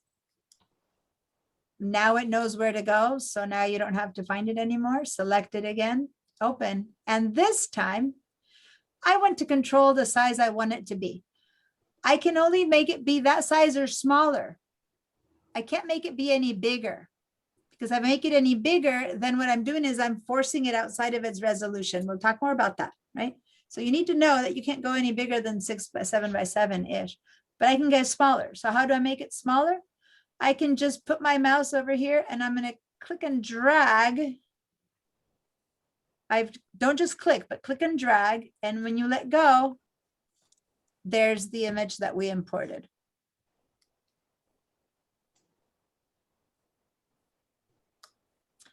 So I can make it anything under 6.9 by 6.9 safely, and it's still printable. And then when you click away, there it is. That's the image we imported. Now, as you can see, there's lots of junk and things all over the place. We're going to talk about what those things are.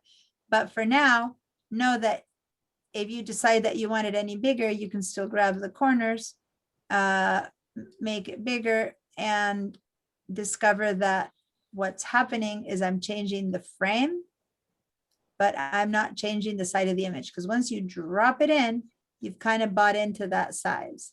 So these handles that in the rest of the world might appear to change the size of your image are not going to do it in InDesign. It's got a different way of thinking about things. I'll teach you more next week, okay? But in case you get to this place, now if I make it smaller though, I can begin to cut into it, right? So I'm kind of blocking it off and seeing less of it. But pushing these handles is just like I'm making the frame, I put it in bigger or smaller. That's all that is. But the image itself, sorry, isn't changing. Okay, we'll learn much more about this. So for now, I'm going to move this back to where it came. There you go. And let's just save. File. Save or save as. Since it's new, it's going to ask us to save as anyway. Let's save it in the same spot. Google Drive, My Drive, Digital Design Techniques. And here we're going to call this one flower and save.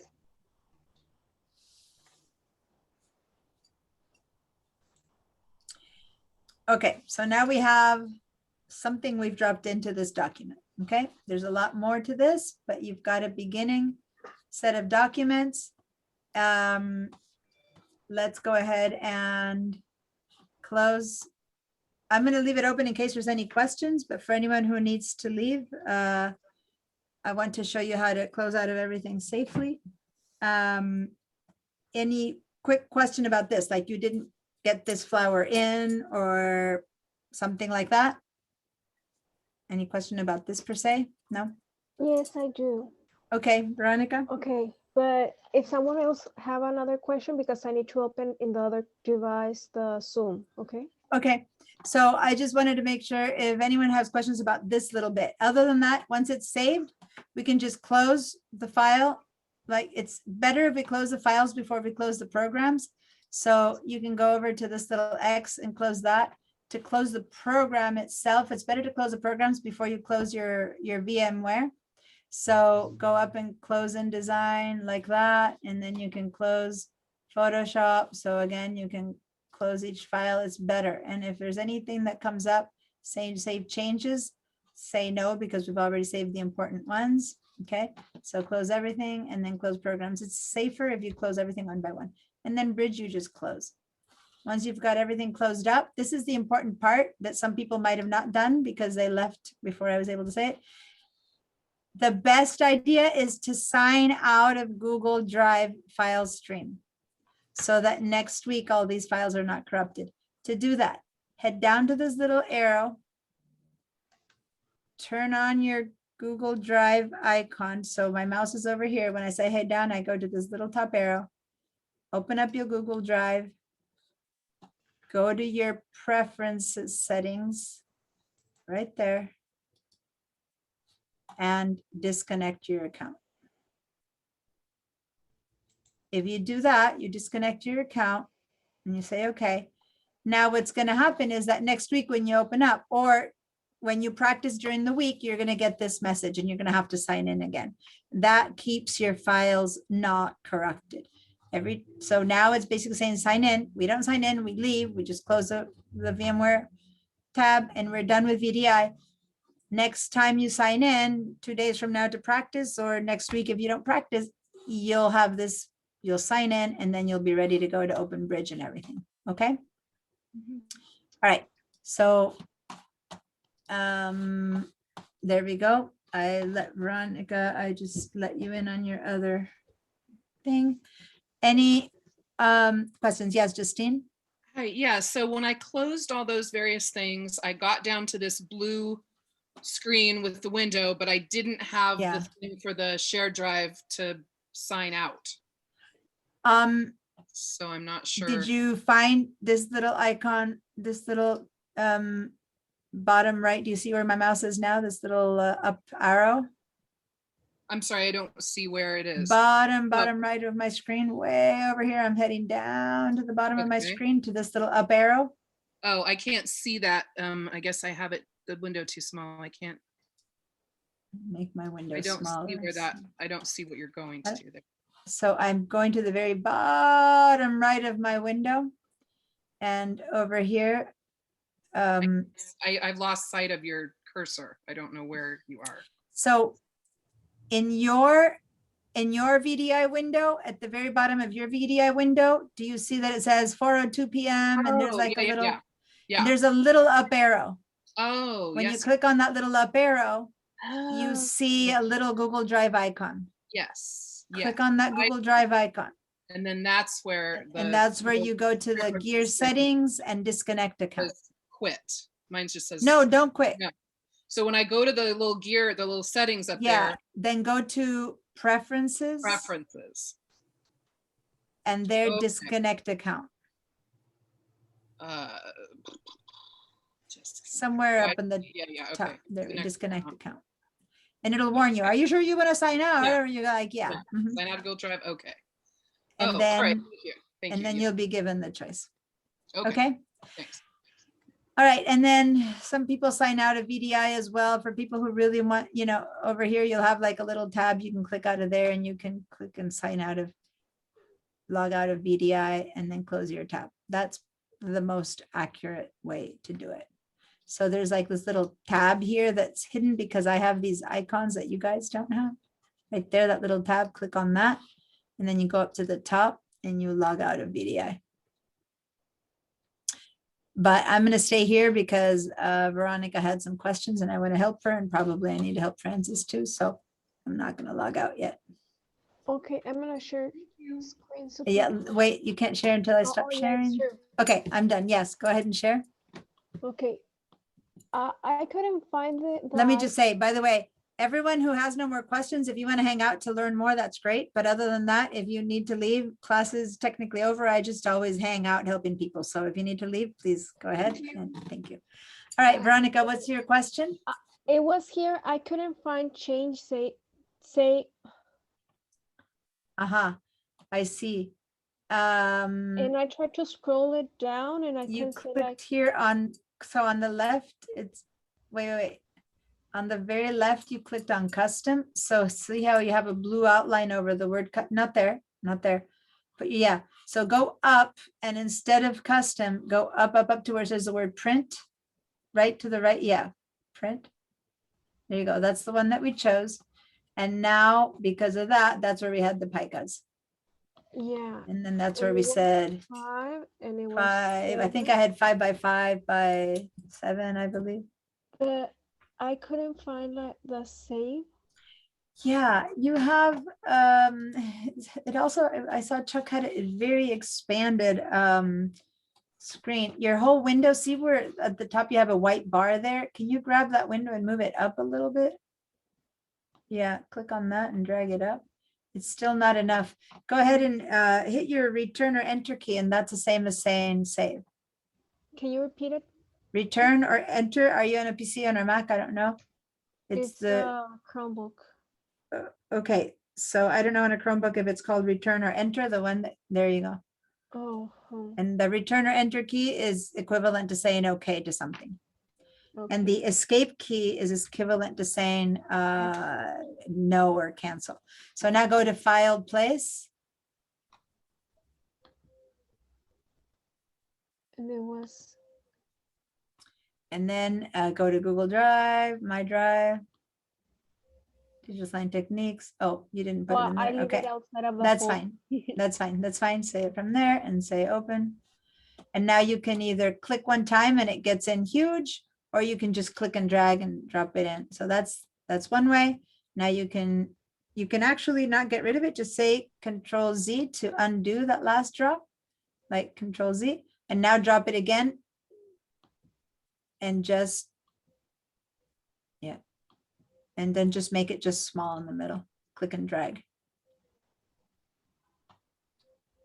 Yeah, just do a little click and drag and make, oh, you just clicked. If you just do it, yeah, click and drag out a shape like a box with your mouse. Yeah, there you go. And when you let go, it's going to fit in whatever box you made. There you go. Now you seem to have a couple of different, do it again. I think you collected it 2 or 3 times. So you have it 2 or 3 times in your mouse. Yeah. I think you picked it up 2 or 3 times without dropping it. And so that gave you, and then there's the box that I said, see, that box is not going to work. You're going to think it's going to work, but nothing changes. See, that's what I was trying to teach. It's a different thing that needs to happen. So for now, just bring it in one more time, drop it somewhere in the middle, and then just save it, and we'll continue next week to explain what's happening. Okay. Okay. Thank you. So save the file, save it in the same place that you saved the, so go to Google, yeah, Google Drive, My Drive. Yeah, say cancel. You dragged some stuff, say cancel. Yeah, My Drive, double click.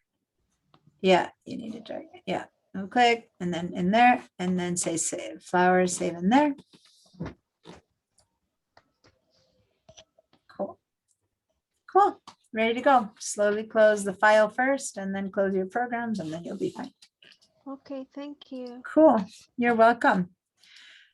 So other than, I know Francis has questions, but that might take longer. Patricia or Prang, do you have any particular pranks or you're just hanging out? No, you're fine. Thank you, guys. All right. So Francis. Hi, I'm having some flashbacks. My I memories. know. I'm in the drive. I'm going to share your folder. screen. Share your screen because I Okay. have no idea where you're at. Yeah. Flash me back to you. Thank you. Enjoy your weekend. Bye-bye. Thank you. Bye. Okay. So first of all, you have the program. Yeah, I see. You have the programs yourself. So all you need to do is download. Okay, you're almost there. So there where it says Wait, class what happened files. to your picture? Oh, it disappeared. It does The okay, but I Zoom- can see yours. So right there where Right. it says class files, digital design techniques, don't double click, just hover over it, one down, down, down. Yeah, that, Oh, yeah, here. right there. Right click. And download. What, yeah, download. So they're going to download into your computer. And we're going to wait. Are you on Mac? You're on a PC. Yeah, you're on a Mac. PC. Okay. No, I'm not Mac. I'm PC.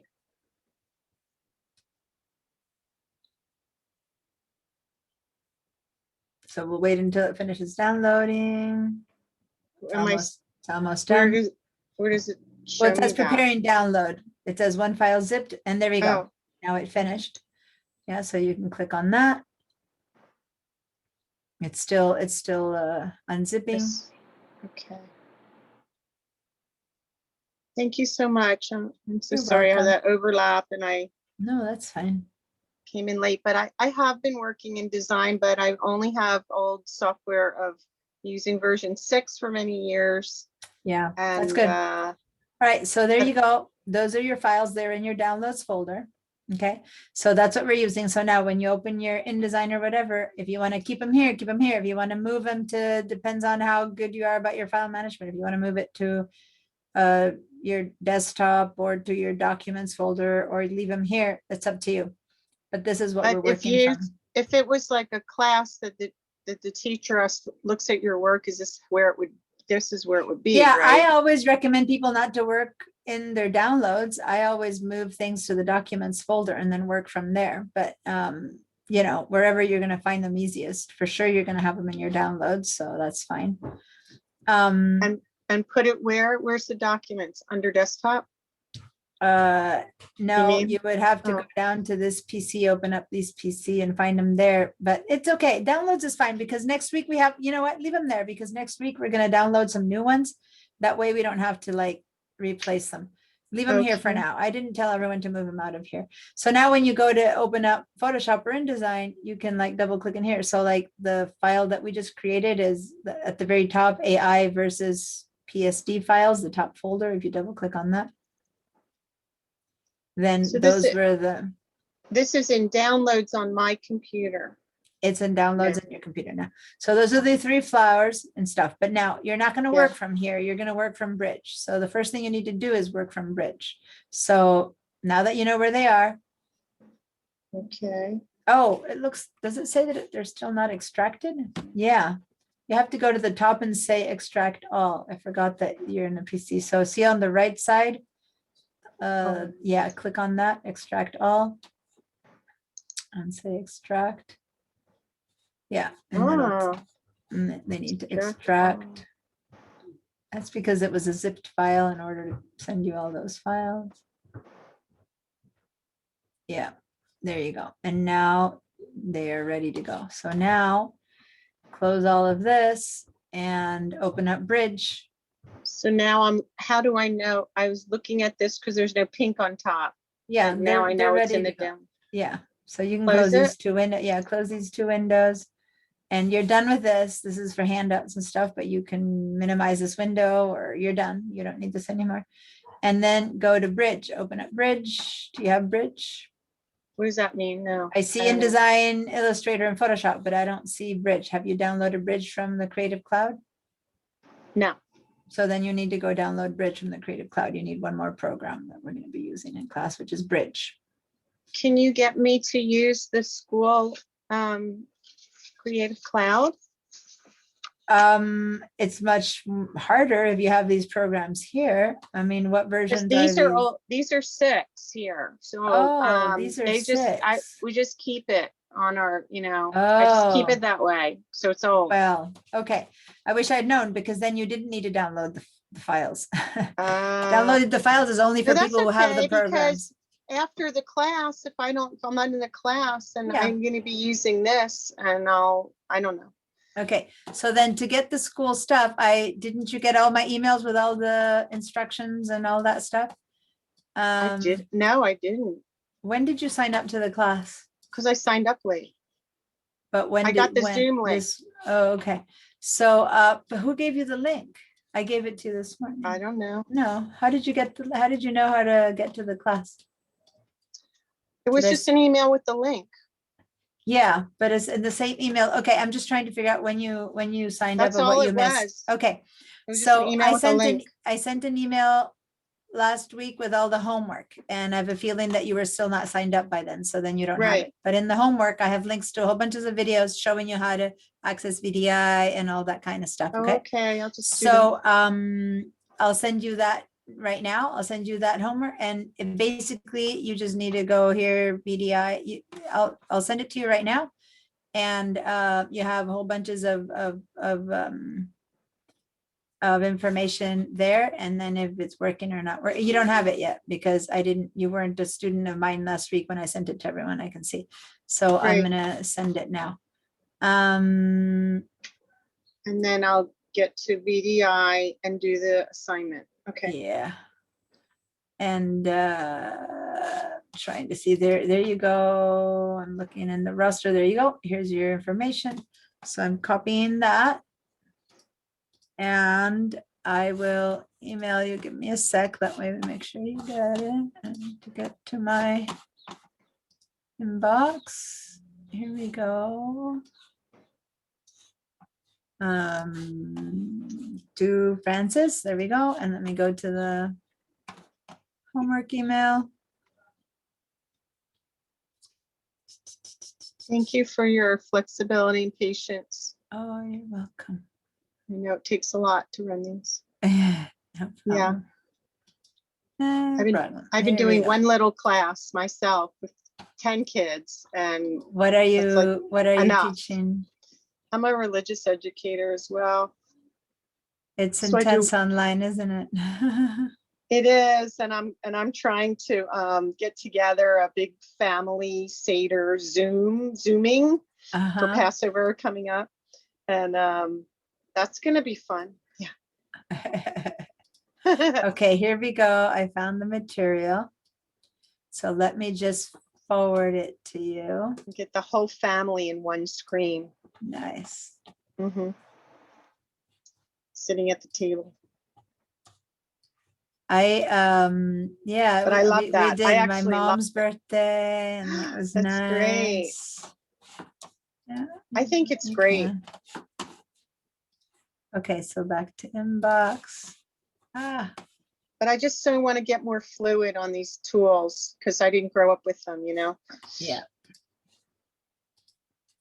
Copy, and there it is. And this is Digital Design Techniques homework is the name of the email. Okay, and so there you can click to watch the recordings of how to do it, practice it, and the homework was do it 10 times. So that everyone No, is that's really so good smart. at it. Actually, absolutely. It's about repetition to get anything. Yeah. How do we learn best? That's what the So- whole world is about. How do we Yeah. learn? And the main thing is this, how to get, now I made you download these files because I thought I had seen those things on your desktop, but you're going to have to go the route of VDI. Okay. And then going the route of VDI, you'll get the thing. So I already sent it, but I guess it's not I don't arriving see yet. it yet. I'm going to refresh. Not yet. Okay. Well, And I have old systems. You think about recommending if I were to get a new laptop, what that might be or need or entail in the future. there it is. I'm working with really old. Yeah, I can give you some ideas, and I have some links that I teach my students in my credit class on how to look into what kind of laptop works for them. I'll send you some of those links if you want. But Yes. PCs, I mean, Macs are easier to help, but on a PC, there's like if you ask me what car should I get, I'm like, what are your needs? You know, there's so many different types of cars. There's so many different types of computers, right? That's hard to know. But I've got these links that I teach in my credit class where people have to learn more about computers that take you to some set where they tell you what you need to look at and how do you find with what you look at what works for you based on your needs. So I can send you those links and have you do some research, and then within that, and price tag. Yeah. then with those links, you can get an idea. Oh, well, what I need is this and not that, this and not that. And then you can hone in when you look for things. It's not this world of 10,000 things. It's a world of maybe only 20 things that you got to choose from. Exactly. right? Plus, I really do enjoy, I would like to know that I have the setup to grow into into virtual teaching, because Yeah. I really enjoy it. I mean, for me, to cut out the behavior management garbage is a blessing. Okay. You know, if I can just get, and I'm an art teacher, and that's a little challenging, but I didn't think we could do it all, but you can. You can. You can. It's possible. And I might teach foreign language students, which I know is an interest of yours, through art and things Yep. like that. I just Sounds really, good. but I Send think me a I'm limited. reminder. Send me a reminder, because Okay. right now I have to run, but send me an email saying, do you have the links for the buying a new computer thing? And I'll go find them and send them to you. And you like the headsets, I guess. Oh, it's just that I have my entire where you family are. is here coming and going because I don't have my own room for this. And so this isolates me. Otherwise, now they have to hear me. But when I have it on, then they hear every question, everyone talking, yeah. and they can tune me then out, hear- but to hear the entire class. So by putting on headsets, they only hear me and not the whole class. Do you have any special lighting you're using I just have on it, yourself? 2 desktop lights that are pointing. It's kind of weird, but it works. I have I rescued 2 lights that we weren't using in the past. I've never set myself up correctly. This is just a light, you know, just a desktop that I put here, and one of those art kind of lamps that Oh, I yeah, put there, yeah. and I'm bouncing it okay. off the wall, which is white, so it's reflecting on me. Because I'm going to be working but so this is going to continue, right? I mean, the Zoom, even if the pandemic, they're going to be Zoom classes. I said that ongoing, they said that by fall, they're hoping to have about 50% of classes online and others on Zoom. I don't know now that vaccines are available sooner. I don't know. It's all changing. I think that this time they're going to be, I think they're going to be open to having both types of classes now. I think that's the decision. I don't know. We'll find out. I Things are hope so, changing. because I'm a distance, and I so appreciate your teaching. I'll let you go. Thank you so much. All Have right. a great weekend. Take care, Francis. See you. Thank you. Send me that Bye-bye. email so that I remember later to send you the links. I'll do that now. Thank you Okay, very much. bye. Bye-bye.